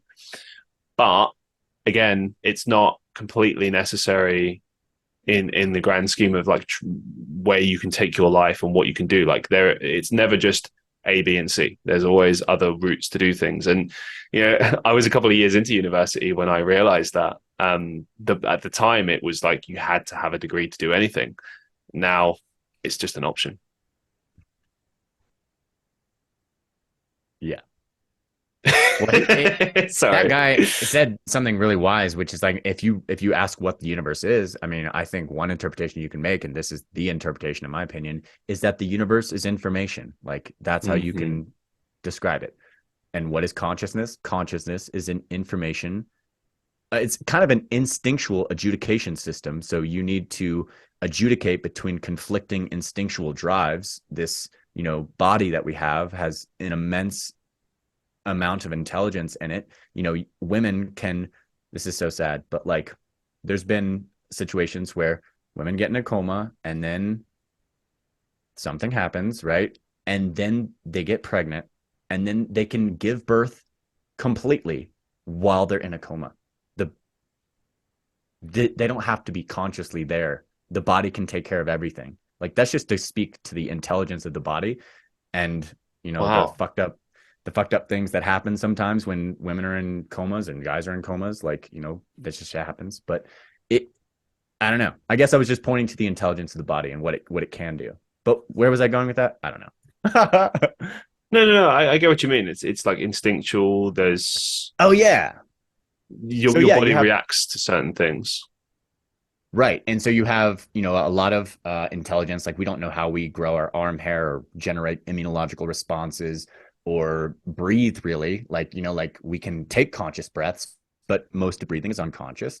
So the body's taken care of so much. So what consciousness is really this mediation between a bottom up flow of sensory signals and a top down executive control of, I think I know what things should happen. So this is the up here is this top down like instinct adjudication system, but it's all information. And managing information, and consciousness is ultimately about, managing information, not overwhelming the operator with every single detail available. And that's why it's that 11 million funnel down to 200 bits instead of, you're aware of everything at once. Attention is finite, it's limited. So, we have to, our brain runs on different types of attention, but, and then it's also interesting to talk about how the brain pays attention in different ways. Have you heard a lot about the recent discoveries with the right hemisphere and the left hemisphere of the brain? Haven't. Well, this gets to like this explains so much. And so there's this Brit named Dr. Ian McGilchrist who has really done the best work laying out like the functional differences between the left hemisphere and the right hemisphere. And just to parse the subject real quick, back in the 70s, there was a lot of information released about the right hemisphere does like, creativity and I don't know, like special magic shit. And like the left hemisphere does math, like that's all been debunked. Mm. But so there's a more nuanced discussion that's happening about what these two hemispheres are up to. But the real interpretation to take away is that you have a left brain inside your head and a right brain inside your head, and that these brains are independently conscious to some extent. And so that they pay attention to the world in different ways. And so, courtesy of the right hemisphere, we have this broad, open, sustained kind of attention that's likened to like a floodlight of awareness, and then the left hemisphere is giving more spotlight of consciousness. So more like the spotlight or a flashlight moving around, grabbing information that it needs. And so the way Dr. Ian McGilchrist describes this is like, you'll notice this lateralized brains, asymmetrical brains in almost every organism. And so even down in birds. And so his idea is like, a bird trying to make it in the world has to like focus very intently on the seed that it's trying to grab out of this, pebble and grit and sand. It has to focus very narrowly and intently on that seed, but it needs to keep its right hemisphere and its left eye open for any predators that might come around. So it's paying attention in two different ways. And so that's the idea of why we have two different brains in our head. And once you really start to understand that idea, it opens up so many doors of, well, that's why this happens, and that's why this happens. And one example being like, how are we able to wrestle with ourselves? Or like what's the name of the person in that movie? Like I can't remember my favorite actor's name. It's like, well, you have two sides of you. We can reminisce with ourselves. That's a weird thing to think about. Like, sometimes I'll be in the shower and then my brain presses play on a memory I didn't know still existed, effectively entertaining itself with itself. Like, who pressed play? I don't know. But like, it just goes to show you, like, we have, the left hemisphere and the right hemisphere, they contribute to give us this conscious experience we have. But sometimes people have strokes where they lose their left hemisphere or they lose their right hemisphere. And by studying those sorts of case studies, you kind of understand more about how consciousness is this complex orchestra being played, and you need both hemispheres. And if you lose one, pray that it's the left hemisphere, not the right hemisphere. Otherwise, your ability to navigate reality will be severely, severely destroyed. If you lose your left hemisphere, you'll likely lose language, which, but yeah. It's interesting. There's quite a few different things in there that caught my Okay. attention. In particular, this idea of like your mind replaying certain memories randomly. Sometimes I look at that and I'm like, there's got to be a reason for this. Maybe it's you're being trying to be taught something from the past. That's quite a basic take on that. But other times it's like I'll be having a genuinely good time, happy days, everything, and then some terrible memory from many years ago comes up, and I'm like, well, I've already like dealt with this memory. I've already like reconciled with this memory. This is in the past. The past doesn't exist. It's just the past. You know what I mean? Like it doesn't have any bearing on my life right now. Like for example, if there's like a bad like bear with me. If there's like All right. a bad like memory like of something that happened and it was my fault, and it's like what I tell my mind is, well, I was a different person then. So this mistake that I made and I've moved on from is because this is the person I was then. And like I was not able to be mature like how I am now, and like now I would approach this particular situation very differently. And I think back and I'm able to look at that and go, well, these were all the circumstances at this time. This is how my mind worked at this time. This is the best that I could do in this particular moment. Hence why this mistake exists. Mm, So when the mind replays and starts doing that, I'm like, to what end? What's the point? What are we trying to that's good. achieve here? I don't know. That's great, man. I mean, do you meditate? No, I've tried. I can't turn off my mind. Oh, okay. Well, it's a practice, and like no one ever just turns it off. But No, I know, but I know I've yeah. read like for instance that book I mentioned earlier. It talks about like how true meditation works, and like I know it's supposed to be like you're tapping into like everything around you and feelings. You're paying attention to your breathing. You're paying attention to how you feel. You're within yourself. All this stuff. But when I say I can't turn myself off, I mean like the thoughts distract me. Like I'm working on trying not to be a prisoner of my mind as far as letting my like Mm, thoughts guide me. So an example of this recently has been for me, like when I woke up this morning, I felt bad. I felt depressed. And so I looked at that and normally I'd be like, oh, and I'd let that mood ruin my day or whatever, dictate my day, run my day. Basically, I am a prisoner unto my emotions. But in this moment, I was like, no, no, that's not how that works. I understand maybe that I need to eat, go out for a walk, maybe hit the gym. So I did all these things, and wow, mind blowing. I felt better. huh. Right. Now, don't get me wrong. Sometimes when those feelings come up, you've got to reconcile with that. You need to address those feelings. You need to talk to someone. You need to, I don't know, exercise. Do something like what I said. Like sometimes you just have to sit with your thoughts and just think about things. Be out in nature and just it will come. The answers will come to you. Um, but I find my point with this is that you can control that. You don't need to be in a position where your emotions just control you and how you feel and your thoughts control you. Like you can control that, but it takes a certain degree of like self-awareness on your part, and you have to really consciously think like, this is not something that controls me. I control this. I am in control of this. And bringing it back to meditation, that's an area I still struggle with that. Because while I can do that in my everyday life and carry on and move forward, I find it difficult with meditation because that's an area where you're sitting trying to somewhat disconnect from your thoughts and just be there and sit with yourself and be there with yourself, and what comes comes. But I just can't turn off that noise. It's like, you shut the window, you can still hear the traffic. It's like that.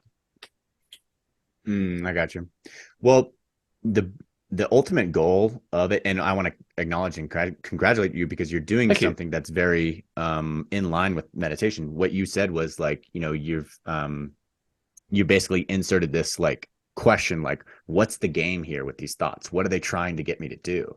And so, I mean, that's an exact like meditation that you should think about. It's like, like you notice these thoughts keep coming up about like, let's just say it's this ex-girlfriend. So it's like, okay, I'm noticing thoughts about this ex-girlfriend. What is it trying to tell me? What's the game here?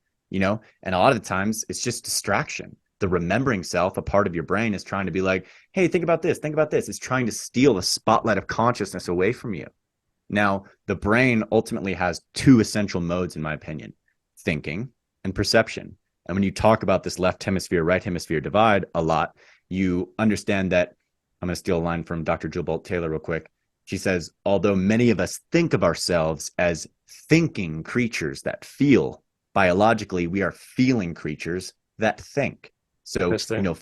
yeah. So we are, like the brain has three functional layers. You got your reptilian brain, the mammalian brain, and then, what we call the outer undulated cerebral cortex. That's the most human part of our brain. But all your sensations pass through your limbic system, so your mammalian brain, before they get to, percolate up to the outer undulated cerebral cortex, where we're able to do complex things like abstraction and math and, language, et cetera. Like, this wrinkled surface on our brain, this exterior, this is what really makes us human. But we're able to think, right? But we're only able to think because we feel first. So thought is a second order process. And so what you're trying to do in meditation is, your left hemisphere, 95% of people, I believe, houses your language centers, right? So if you can shut off your language centers, your left hemisphere for a minute or 20 minutes, that's what we're trying to do here in meditation. Stop the left hemisphere from incessantly talking in your head. Then you just get to perceive, just perceive, which is an act of creation, right? Because all perception is all, you're perceiving something. This stuff is getting binded together in your brain. That's the neural binding, right? And so I'll like cap it with this. You've seen a Necker cube or the Rubens vase before. It's like a vase face, or it's a duck rabbit. If it's a duck, if you look at it one way, it's a rabbit. If you look at it one way, Yeah. it's a or it's a three-dimensional cube, but it's drawn on a two-dimensional sheet of paper. We call that a Necker cube. Now, if you look at this cube or if you look at this duck rabbit, it's like your brain will either see the duck or it'll see the rabbit. You can't see both at the same time. It'll be like duck, rabbit, duck, rabbit. It'll waver between the two. It'll waver between which is the front part of the cube and which is the back part of the cube if you're looking at a Necker cube. And so what that gets to is like perception is an act of creation.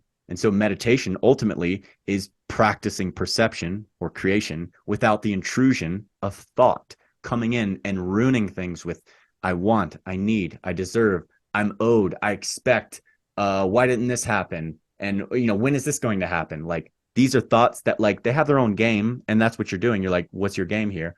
But you can silence them eventually. You learn how to do that. And then you just practice perceiving, which is the perfection of now.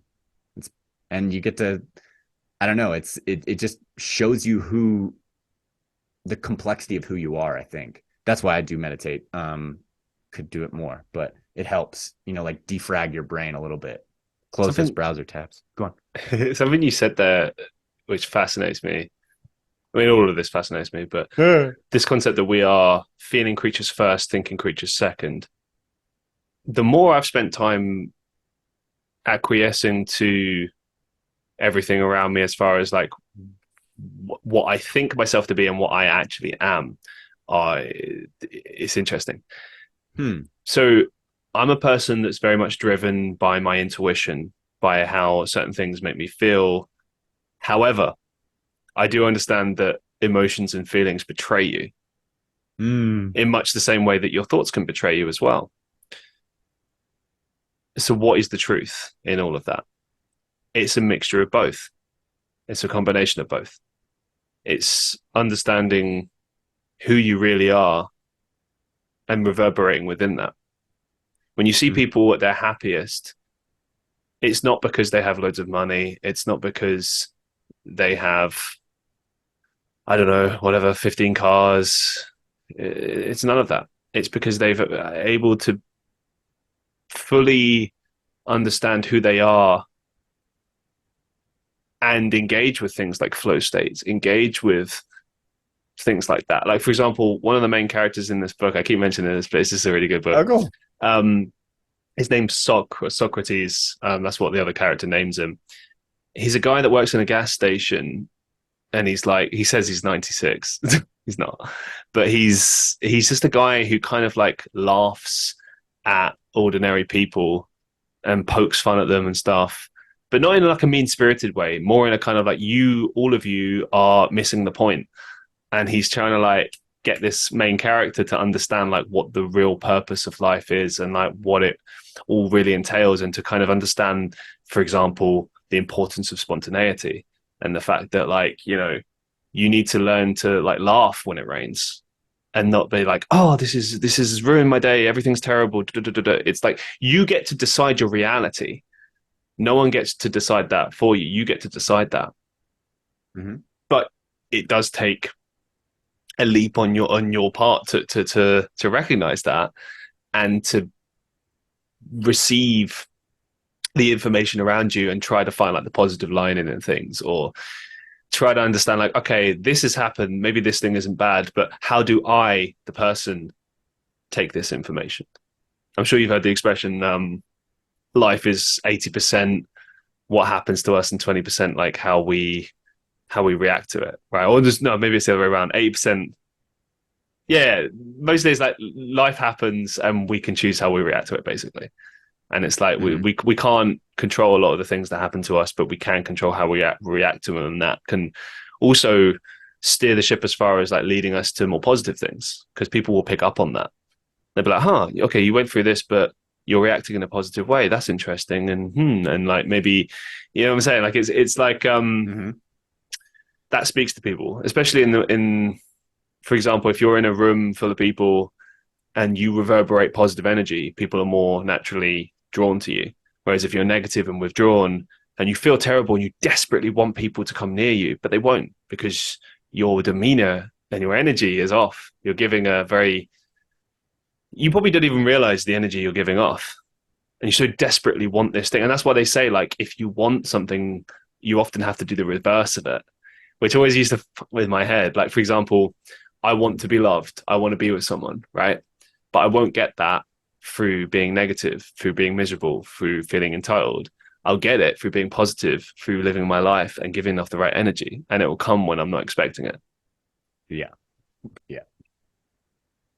Do the opposite. I Yeah. want to talk about your book. Okay.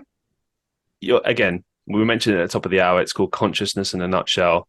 It's got this amazing graphic of like a guy in space. It's just, I don't know, it's from a visual perspective, it just kind of stood out to me. But then I started like becoming fascinated with this idea of how you've studied consciousness. Walk us behind the story behind your book and how it came to be. Okay. So I spent like most of my life gearing towards trying to be an astronaut, and then I realized I was too much of a smartass. And then I was like, okay, well, I'm good at acting and like writing and stand up. I'll just go for that. So I was like in regional theater from like third grade all the way up until let's call it 25 years old. So 25 years old, it's 2013. That's when I had my first near death experience. I was so in love with psychology. Like I was fascinated by the human brain ever since I took my first psychology class in college, and just been, just hooked by the subject. But it was always in pursuit of how can I use this knowledge about the brain to create a more convincing character on stage or, in front of the camera. Like I just wanted to observe human behavior. And so that was where my life was. Then I had this near death experience that, I liken it to if our theory is correct, if consciousness at the level of experience is a layered uh, orchestra of a bunch of teams of neurons and systems of neurons acting in concert with one another. It was like that near death experience was like I saw all the layers of consciousness getting unticked at random. And then when my brain rebooted, so to speak, it was like they got ticked back on. And it was chaotic and shuffled, and it was a crazy experience, right? But it gave me the curriculum I needed to write this book. It was like, okay, you saw something. I saw primary visual processing for a second.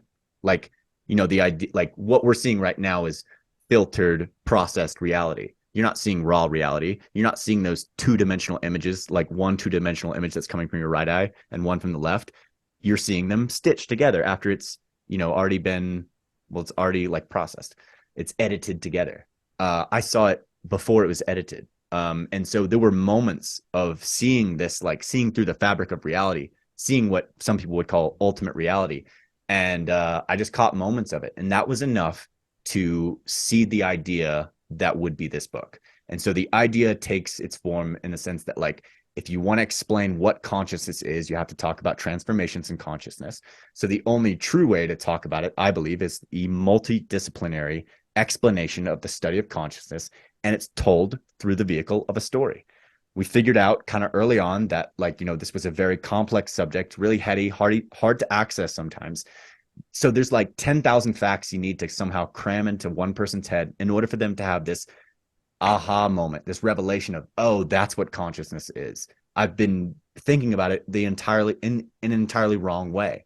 So in order to get people to that revelation, you have to somehow jam pack 10,000 facts into their head. And so the story is designed to help get those facts in, but it goes everywhere. I mean, it's ultimately a big story about evolution because, well, let me ask you this. When someone says the force of evolution, what does that mean to you? Inevitability.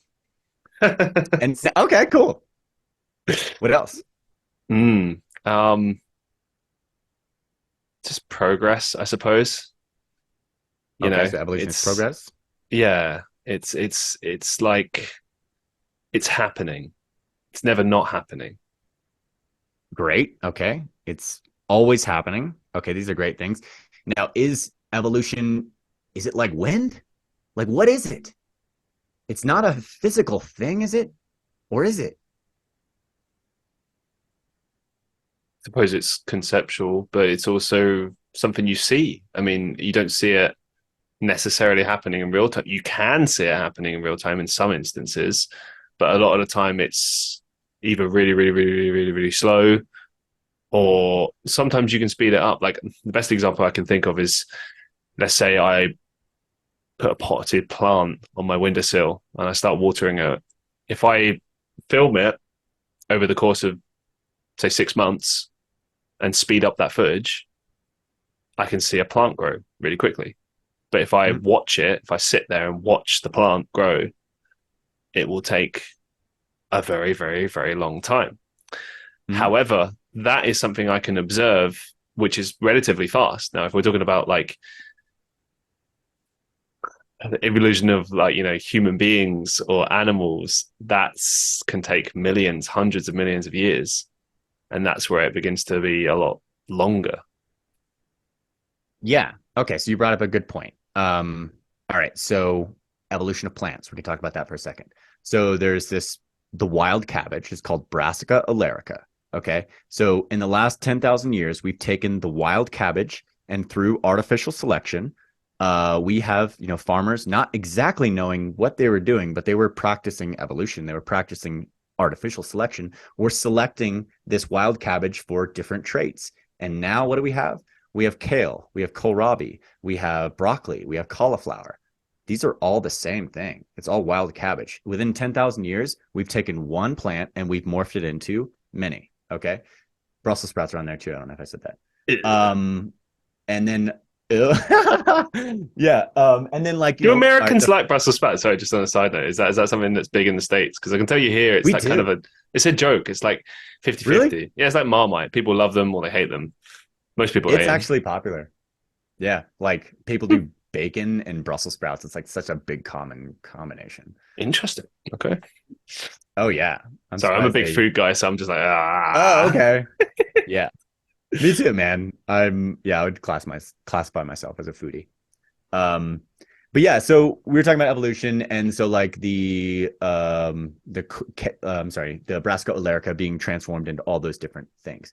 Now, I guess what we try to walk people towards in the book is redefining what the force of evolution is, because we can think about it in this abstract way, like, okay, evolution is really it's Darwin worked out the mechanism of evolution in like 1859, and that's what I think people think about a lot. It's like, oh, there's selection pressure and there's sexual selection, and this is what evolution is.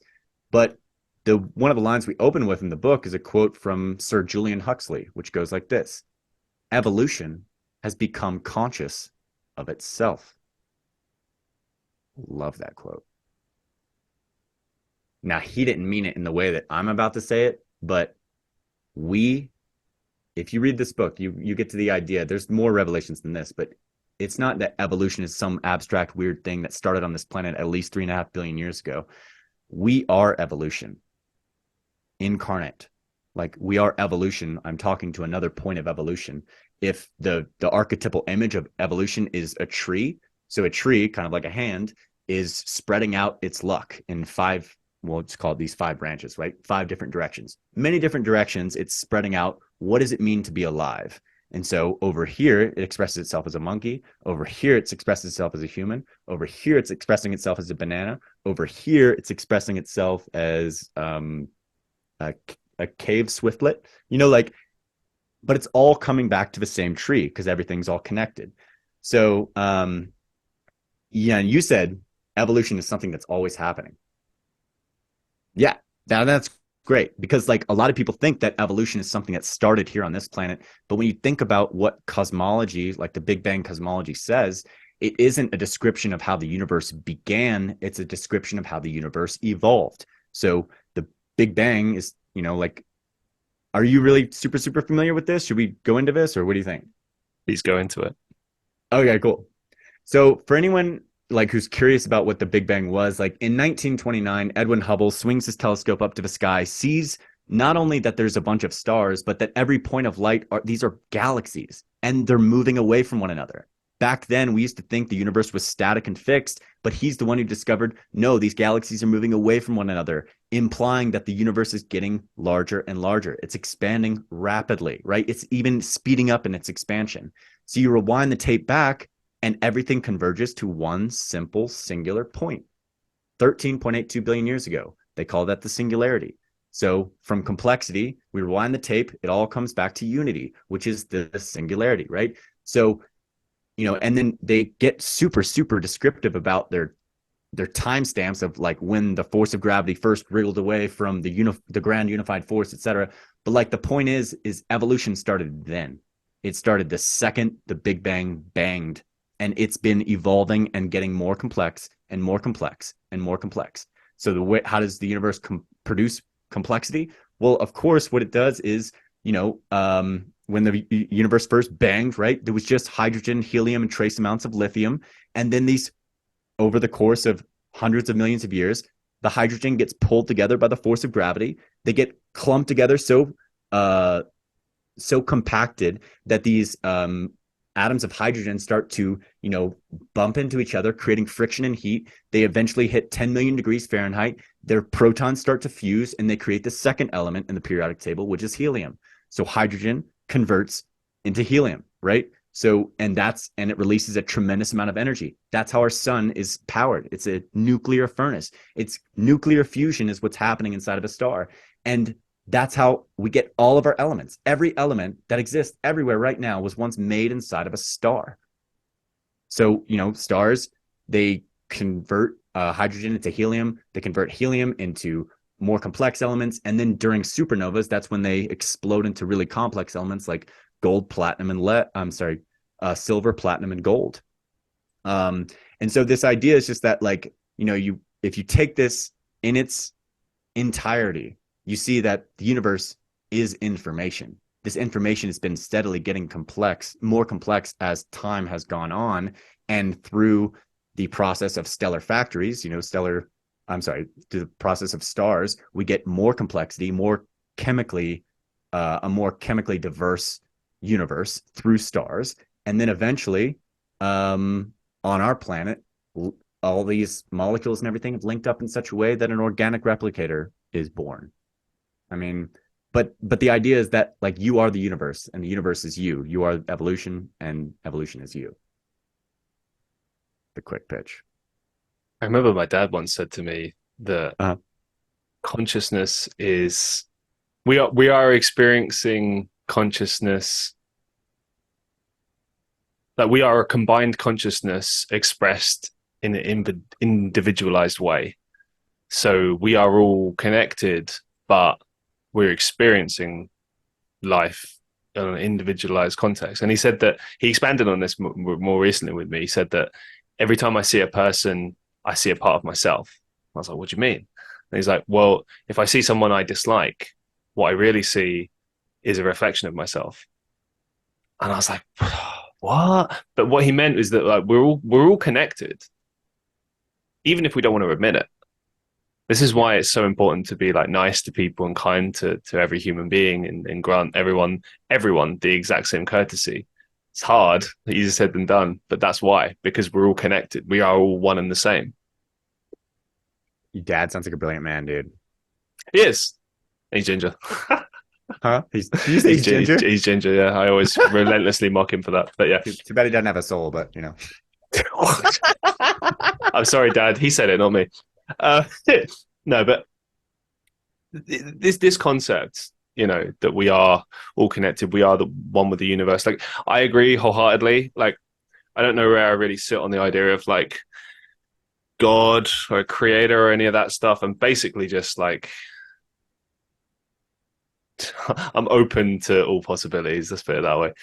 Um, but when it comes to science and understanding life and everything, we do reach a point where it begins to become more spiritual and philosophical. For example, the question I was originally going to ask you is, what do you think caused the Big Bang? Or was it a creator? Was it just an anomaly? Like to understand that we are all emanating from just a, as you put it, a singularity, a point in the universe where there was Mm-hmm. nothing, just this one point, and then suddenly there was everything. But what Mm-hmm. caused that nothingness and everything? How can nothingness be a thing? How can that exist? What does that mean? Mm. This is why I love just asking questions, because you'll never get the answers, but at the same time, it's fascinating, is it not, to ask those questions? It is. So, the Buddhist concept of reality, and they're very reluctant to give a conceptualized version of reality because they don't think that reality is something that can be pinned down, because reality is, maybe it's a process, not a thing, right? Can't be pinned down. And so there's this Buddhist philosopher named Nagarjuna who had this idea called shunyata, which is the void as nothingness. And so, a lot of people think about nothingness and they're like, oh, well, nothingness is nothing, but it isn't. So, I guess the easiest way to describe the nothingness is two eternal forces. And then there's like a line down the middle, like, a diagonal line going down the middle. And that's nothingness. So you have like everythingness on one side and nothingness on the other. And so nothingness is really like, you could conceptualize it in that form. But if you look at what it really is, the interaction between everythingness and nothingness is a thing too. And so it's what you would think is nothingness actually produces a well of creativity, because between everythingness and nothingness, there's this interaction, which is everything. And that's life. We live in the interaction between everythingness and nothingness. So you could say consciousness is what mediates between chaos and order. Consciousness is what mediates between perceiver and perceived. But yeah, that's something to think about. Yeah. No. It's true, and because it brings me questions as well. Like, for example, what's the point? Of existence. Anything? Yeah. Which I know Uh, this is cliche, but bear with me. What I okay. mean is, right now we're sitting asking each other questions, theorizing about something we'll never truly understand, but we spend our lives fascinated because that's the type of people we are. We're just fascinated. We're interested in these things. We want to keep exploring this because maybe it gives us a better understanding of ourselves, of the universe, everything we're interacting with. It's just fascinating. But there's also a lot of people that don't care, that will live their life and have a very straightforward life and maybe will never ask these questions. Now, again, that's fine. There's like, I have zero judgment on that. I'm not a judgmental person, but like I do look at that fascinated because I'm like, huh, is that because they've accepted a certain way of life? Is that because they're not interested? Is that because they don't see the point? When someone gets to a point where they maybe unfortunately take their life, sometimes I've heard that people take their lives because they truly just don't see the point, not because of a individualized perspective of like, there's no point in my life. They mean in life in general. Mm. And this kind of blows my mind, this idea that, well, yeah, like, what is the point of life? What is the point of continuing to go, continuing to try? To what end? To what is the point? Hmm. Well, I mean, if you're asking what the meaning of life is, I've been thinking about that Oh one, so I can give an answer for that. yeah, here we Yeah. go. Here we go, guys. The Meaning of Life by Jay Nelson. Let's go. All right. So that question says, what's the meaning of life? And so the operative word is meaning. So let's take that apart. In order for something to mean something, right, there has to be at least two things in existence, right? Something has to mean something to something else. So you have to have at least two things. So before you can make meaning, before meaning even exists, there has to be some sort of relationship or interaction. So relationship precedes meaning. You can't have meaning without relationship. So when you're talking about what's the meaning of life, really there's like a nested sub questions inside that. And one of them is, like what comes before meaning? And, experience comes before meaning. You need experience before you can make meaning. But before you can have experience, you need to have relationship, like an organism and its environment. That's the most fundamental relationship I can think of, right? And so what this gets to is that we're all born into some sort of relationship with our parents, our grandparents, our ancestors, the future. Like I just had a son 8 months ago. Congratulations. Thank you. And so, but like it points out the fact that like he's born into something that he can never get out of. He's born into a relationship.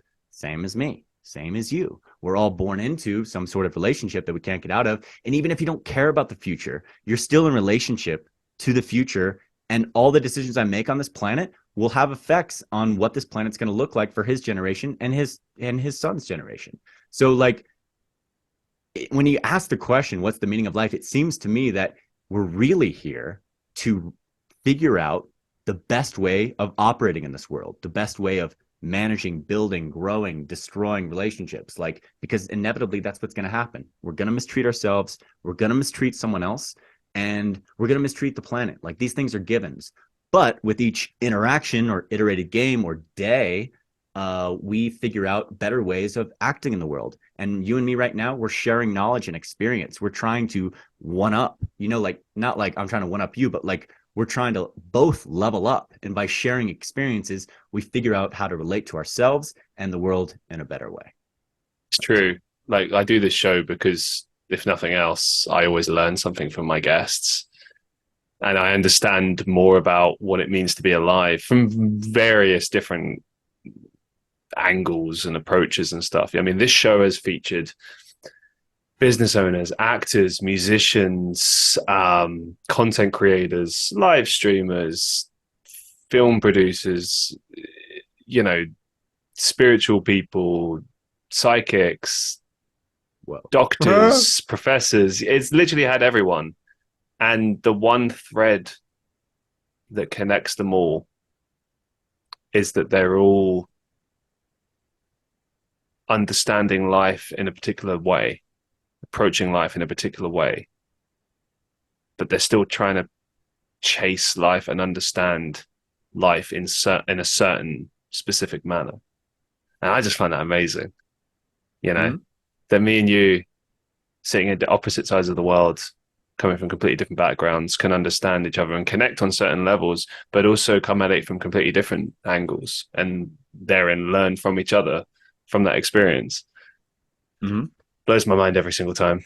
Also, thank you for actually answering the meaning of life question. I just expected like a quite a fun oh okay, let's break this down, have a bit of fun with it. But you actually gave a pretty awesome answer. Obviously these questions are questions that can never really be answered, but I feel like it's still fun to try and like make our own understanding of what it means. Like my personal opinion is the meaning of life is to make your own meaning, to find your own purpose, your own goals.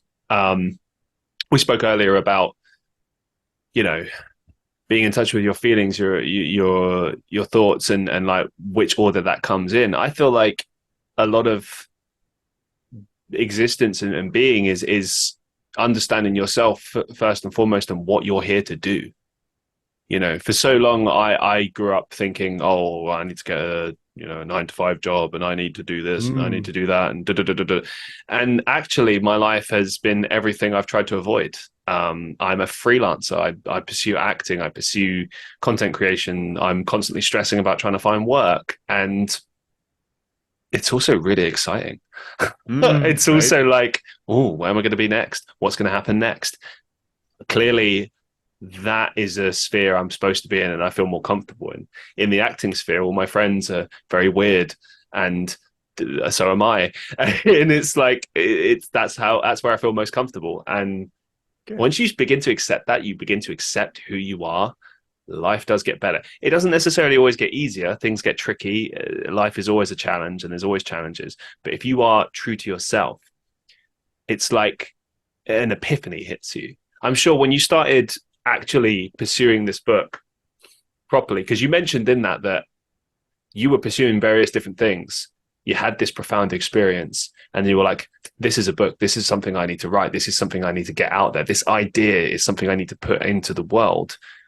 And then I imagine when you started pursuing that thing, maybe I'm just theorizing here, but the doors started opening up a lot more. Like you start working on it and suddenly things start making a lot more sense than they did before.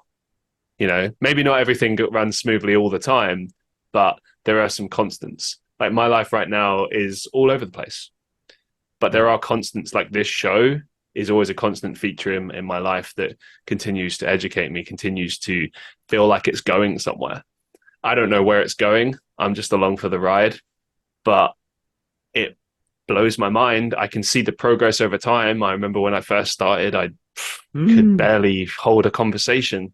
And now I'm talking to amazing people such as yourself about things that I am largely ignorant of. But come on, man, it's amazing to be able to get to talk to such a varied variety of people and learn from said people Mm. and apply that to my life. And hopefully my viewers and listeners get that too. And I mean, just in general, the pursuit of knowledge and wisdom and understanding, it's like there was a quote I read recently that said, like, there's two types of fools. There's the ignorant fool who thinks they understand everything, and there is the aware fool, I'm paraphrasing, who understands that he is a fool, Mm. but still pursues the understanding of knowledge and everything. And that's where I feel I'm at. Like I understand that I will never know everything, and that it's amazing for me as well to be like in one scenario I can offer advice, I offer wisdom, I can, you know, um, provide insight, and then this conversation right now, I'm ignorant. I know nothing about these things. I have basic understandings, but that's nothing. You're a person who studied this, researched this, written a book about this, and is able to offer like all these different insights. And so I sit as a spectator, and it's Mm. that's amazing to be able to do that and to take those different roles in your life. You know, like for instance, you mentioned being a father. That is a new experience for you, and suddenly, well, I know very little about being a father. I know what society tells me a father should be, but I'm understanding this relationship and making my own understanding of what it is to be a father and what I will be as a father, and so on. And it's like that's a whole other journey. And there's all these little mini journeys throughout life that we where we discover things about ourselves and we apply knowledge that we've learned over the years, but then we put our own understanding over it as well. Mm. It's just incredible. It really is. Um, Yeah. I could talk to you all day, but I'm conscious of the time. It's been over Okay. 2 hours.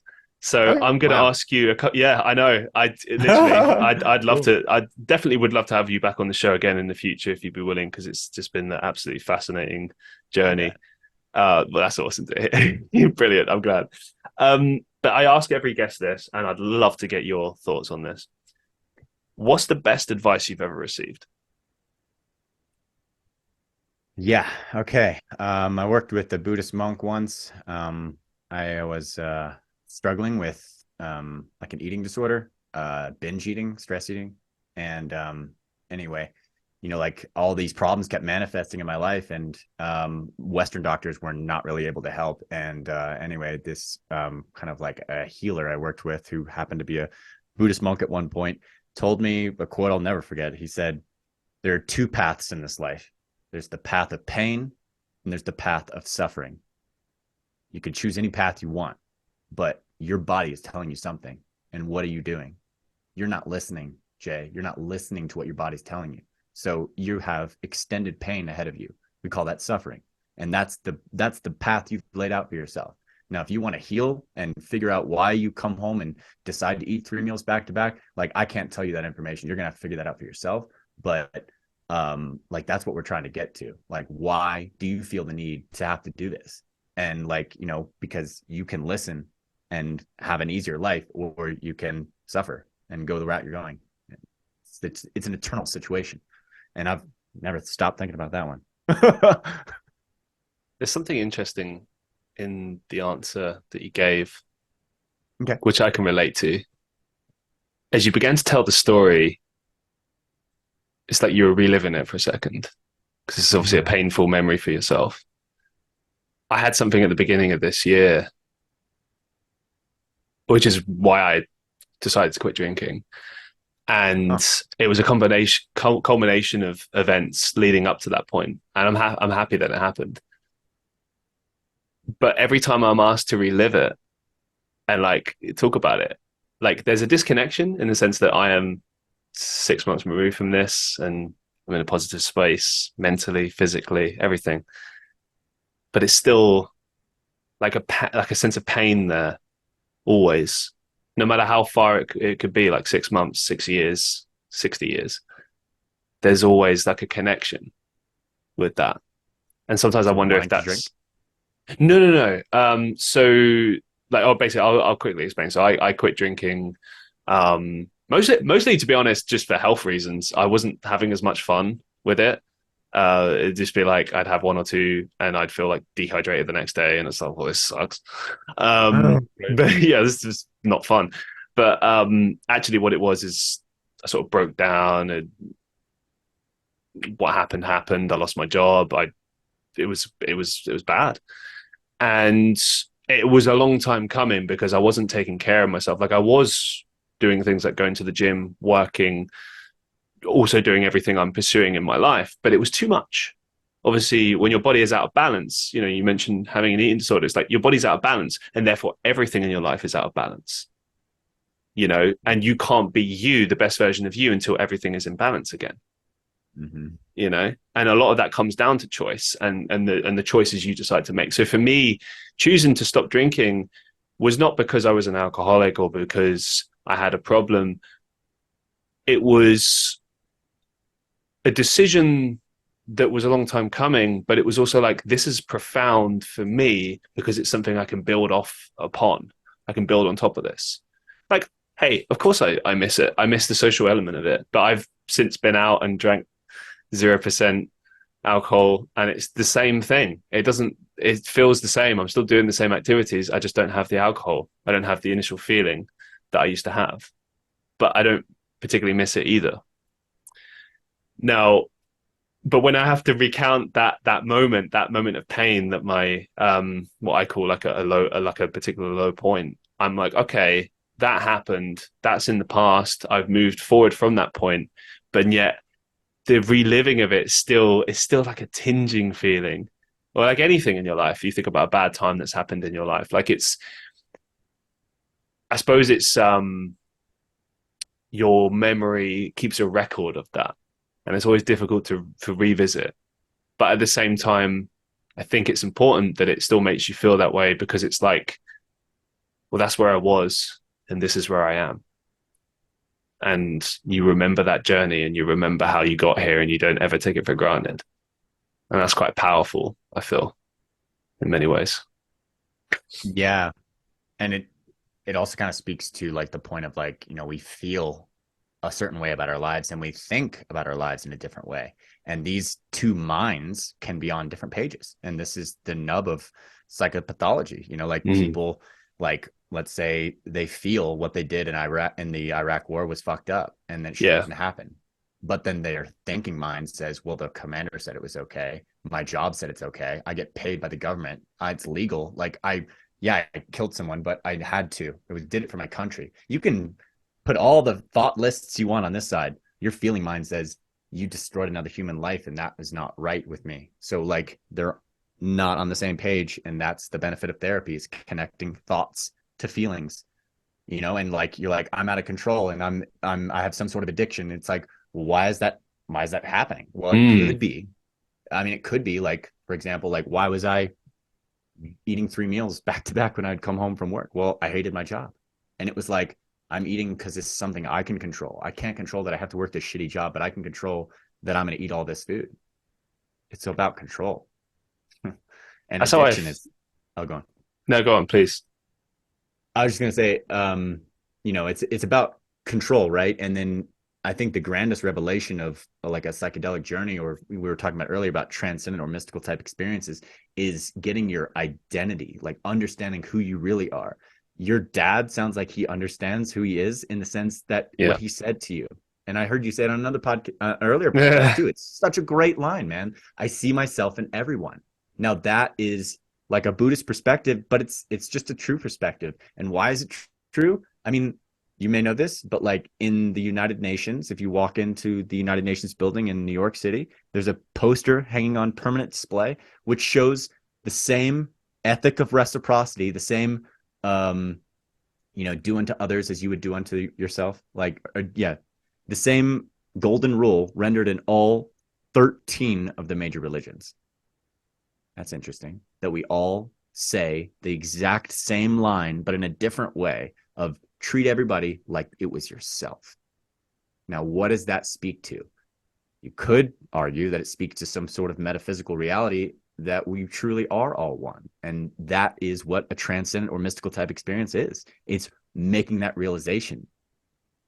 And so that it's not just an intellectual thought of like, oh, that's an interesting way to act in the world. No, you feel it in every cell of your body. So that's why Josh and I would be like we're active proponents of psychedelic plant medicine, because they can reliably give you this experience that you might not normally get. And unless you did spend 10 years meditating or something like that. And then you'd be lucky if you got it. But yeah. What's interesting about that quote as well is that Mm-hmm. like whenever I used to hear that, I immediately used to think, as I imagine many of us do, oh, that's to do with me. Like I need to treat people as I would want to be treated, as in, like, oh, I'd love to be treated nicely. So, I should obviously treat other people nicely. But then, as you mentioned there, it's so much more profound than that. If you start to look at it from the greater perspective of we are all one. And suddenly it's like, oh, I can't hurt you. I'm hurting myself. This is why, for instance, when I talk about things like forgiveness, I don't carry resentment towards people. I don't carry it with me because I know it destroys you. Yes. Ultimately, I forgive people because everyone has different reasons for things, and we are different people in different moments. People can hold grudges towards you. I'm sure I know I have people that hold grudges against me for mistakes I made in the past, but it's like, I'm not that person. I am not, I choose to be more than mistakes. I choose to be a sum of all experiences in my life, good and bad. And ultimately, I choose to be the best that I can be. And that's good enough. That's always good enough, so long as I'm always trying to be better and learn from mistakes and grow. It's only bad when a person just who decides to sit and not do anything about what they're dealing with. Mm-hmm. And that's a big.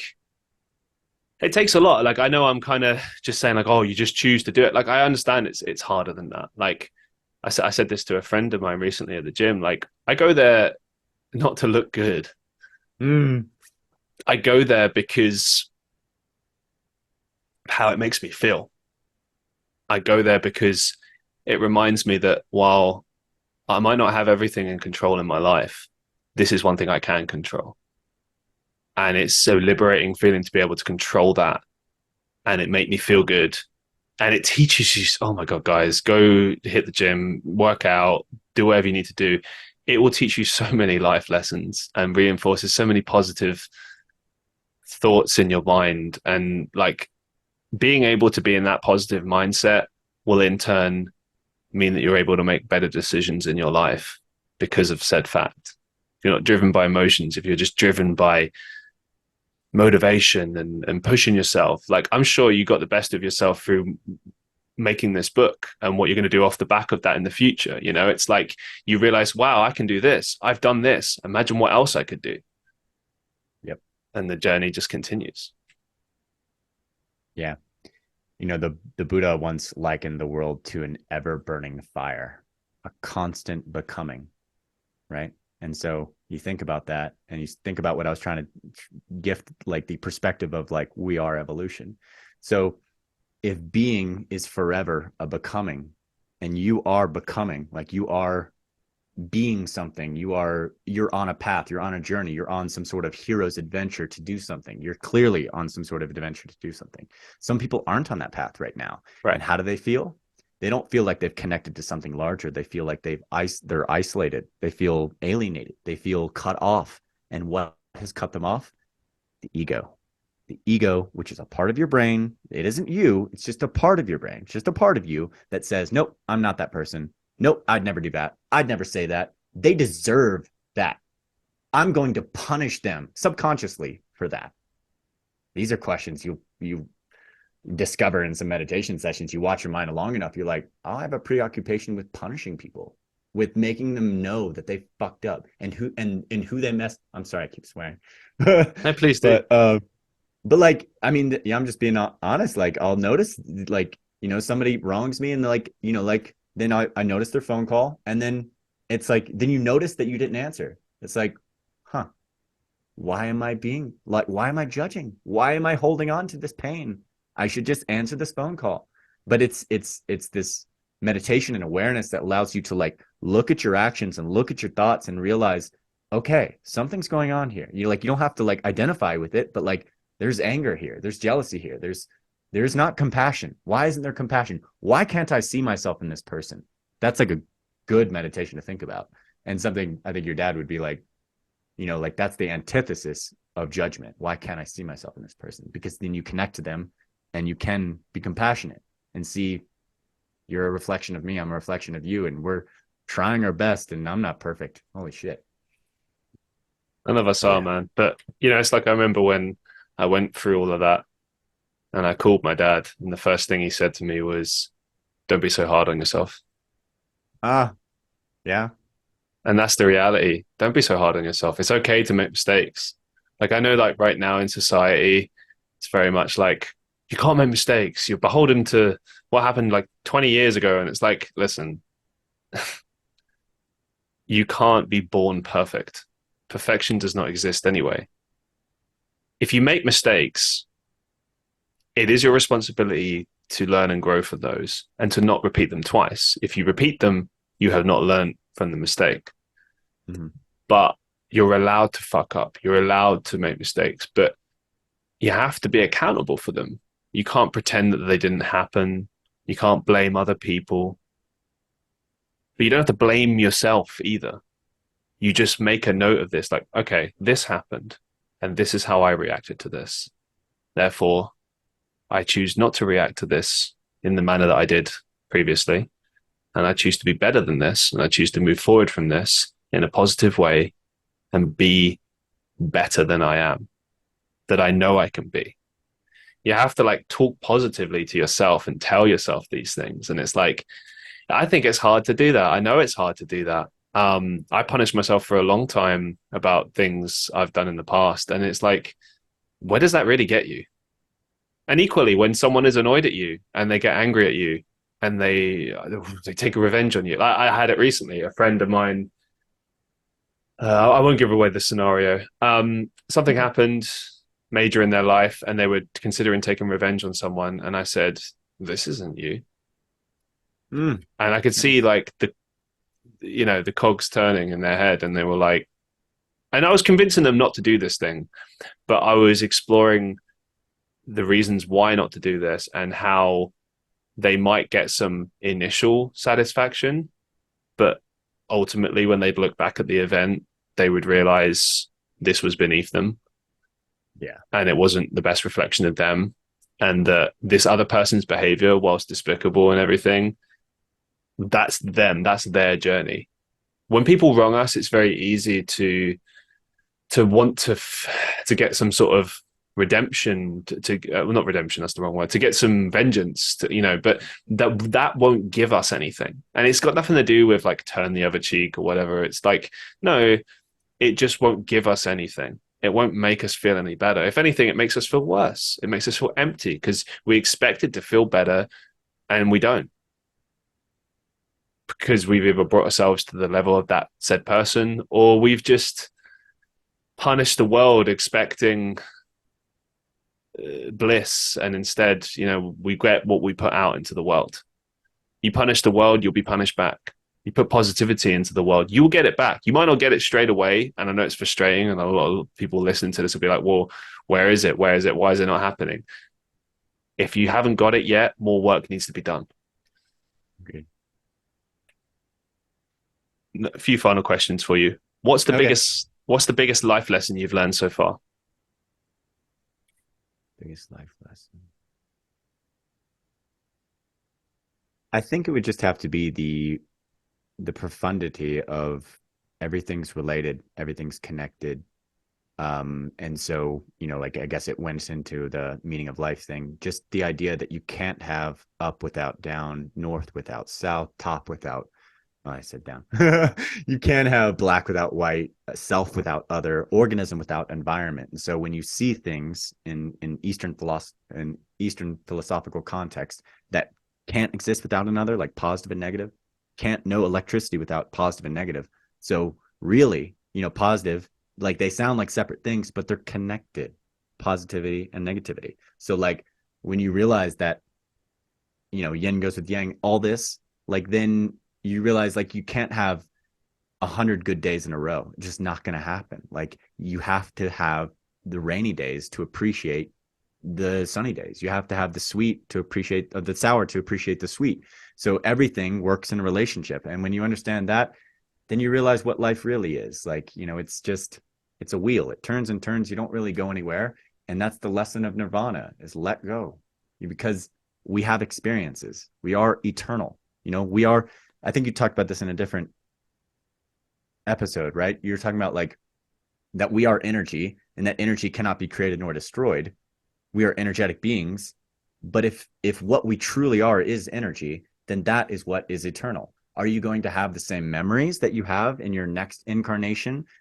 Well, probably not. But like the point being is that like energy is recycled and it just goes round and round. And so, like what do you want to become? That's the real idea. Because like this is an infinite playground. We're playing with finite organisms right now, but ultimately we are infinite. And that's what you can connect to. That's what you do connect to when you're connected to something larger.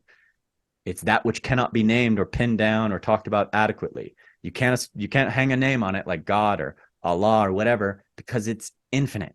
It can't be conceptualized or put in a box because that would be to define it, which you can't do. So we just call it the infinite thing and just realizing that you're that. So that going like, sorry, this is long, but it's the idea that everything's connected, everything's related, and that there is no difference between me and the universe. I am the universe and the universe is me. And you could extrapolate this even upwards, which is like there is no difference between the life force of the universe, aka some people might call God, and myself. Like we are all expressions of the universe expressing itself as that fly, as that tree, as you and me, like what your dad said, like or actually I'm going to back it up to another quote.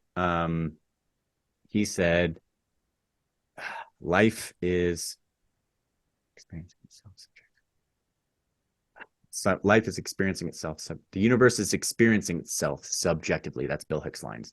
The universe is experiencing itself subjectively. That's his line. I love that line. And that's what we are. Bill Hicks, man. What a Yeah. lost treasure that guy was. Wow. How do you know? Dude, I've gone back and watched Bill Hicks. Come on, it's Okay. amazing. Like, are you All right. kidding? Dead cool. Because, okay, just a quick side note here. Like, comedy, I've always preferred this more storytelling version of comedy. Your Dave Chappelle's, your Bill Hicks. That's always been more entertaining because it's social commentary expressed in a particular way, laughter. Something that is euphoric, feels us, it's relatable, it's fun, but ultimately it teaches you something. If you go back and you watch Bill Hicks or you look at Dave Chappelle, especially now, they're teaching you stuff, but they're not doing it in an annoying kind of condescending way. They're just trying to have fun with things and educate you at the same time. And it's just beautiful, man. Like, I mean, Bill Hicks's lessons these days still ring true, and he's been gone such a long time, and it's just fascinating. Mm-hmm. Particularly loved his show where he was dressed as a cowboy. That's some good shit. Yeah. Yeah, life is a ride. It's just a game. That's what he would say. And I would agree with it. That's the lesson of Nirvana. It's just a ride. You don't have to and that's why like people like Josh and myself would promote the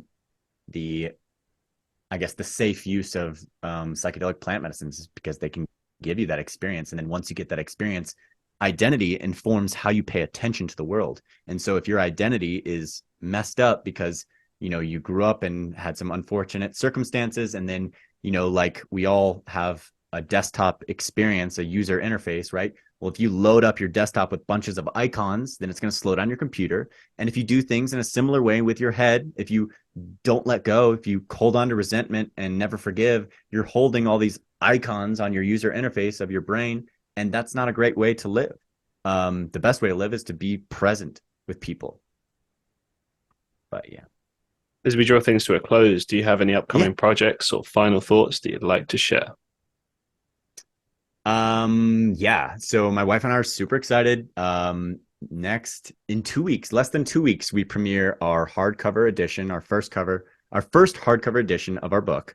So that's coming out in 1 week from today. And then we also premiere an escape room themed around the book at the Wow. Psychedelic Science Convention 2023. Yeah. So Congratulations, man. That's huge. Well done. thank Well you. done. Yeah, so my wife's been building it in our garage for the last like 4 months. And so we're just about to debut it at this the largest psychedelic gathering in history. It's gonna be like well over 10,000 people at this event. And they're all like, psychedelic researchers or in the field practitioners and that sort of thing. So we're so stoked to do this conference. Best of luck with that. And also just best of luck for the future. Thank you so much for being on the show. It's been an absolute pleasure. Thank you for having me and sharing such wisdom and knowledge, man. Like this is good. What you're doing is good. Thank you, sir. And to all the listeners of the Christian Reeve podcast, as always, I hope you enjoyed the episode. Be safe, be well, and I'll see you in the next one.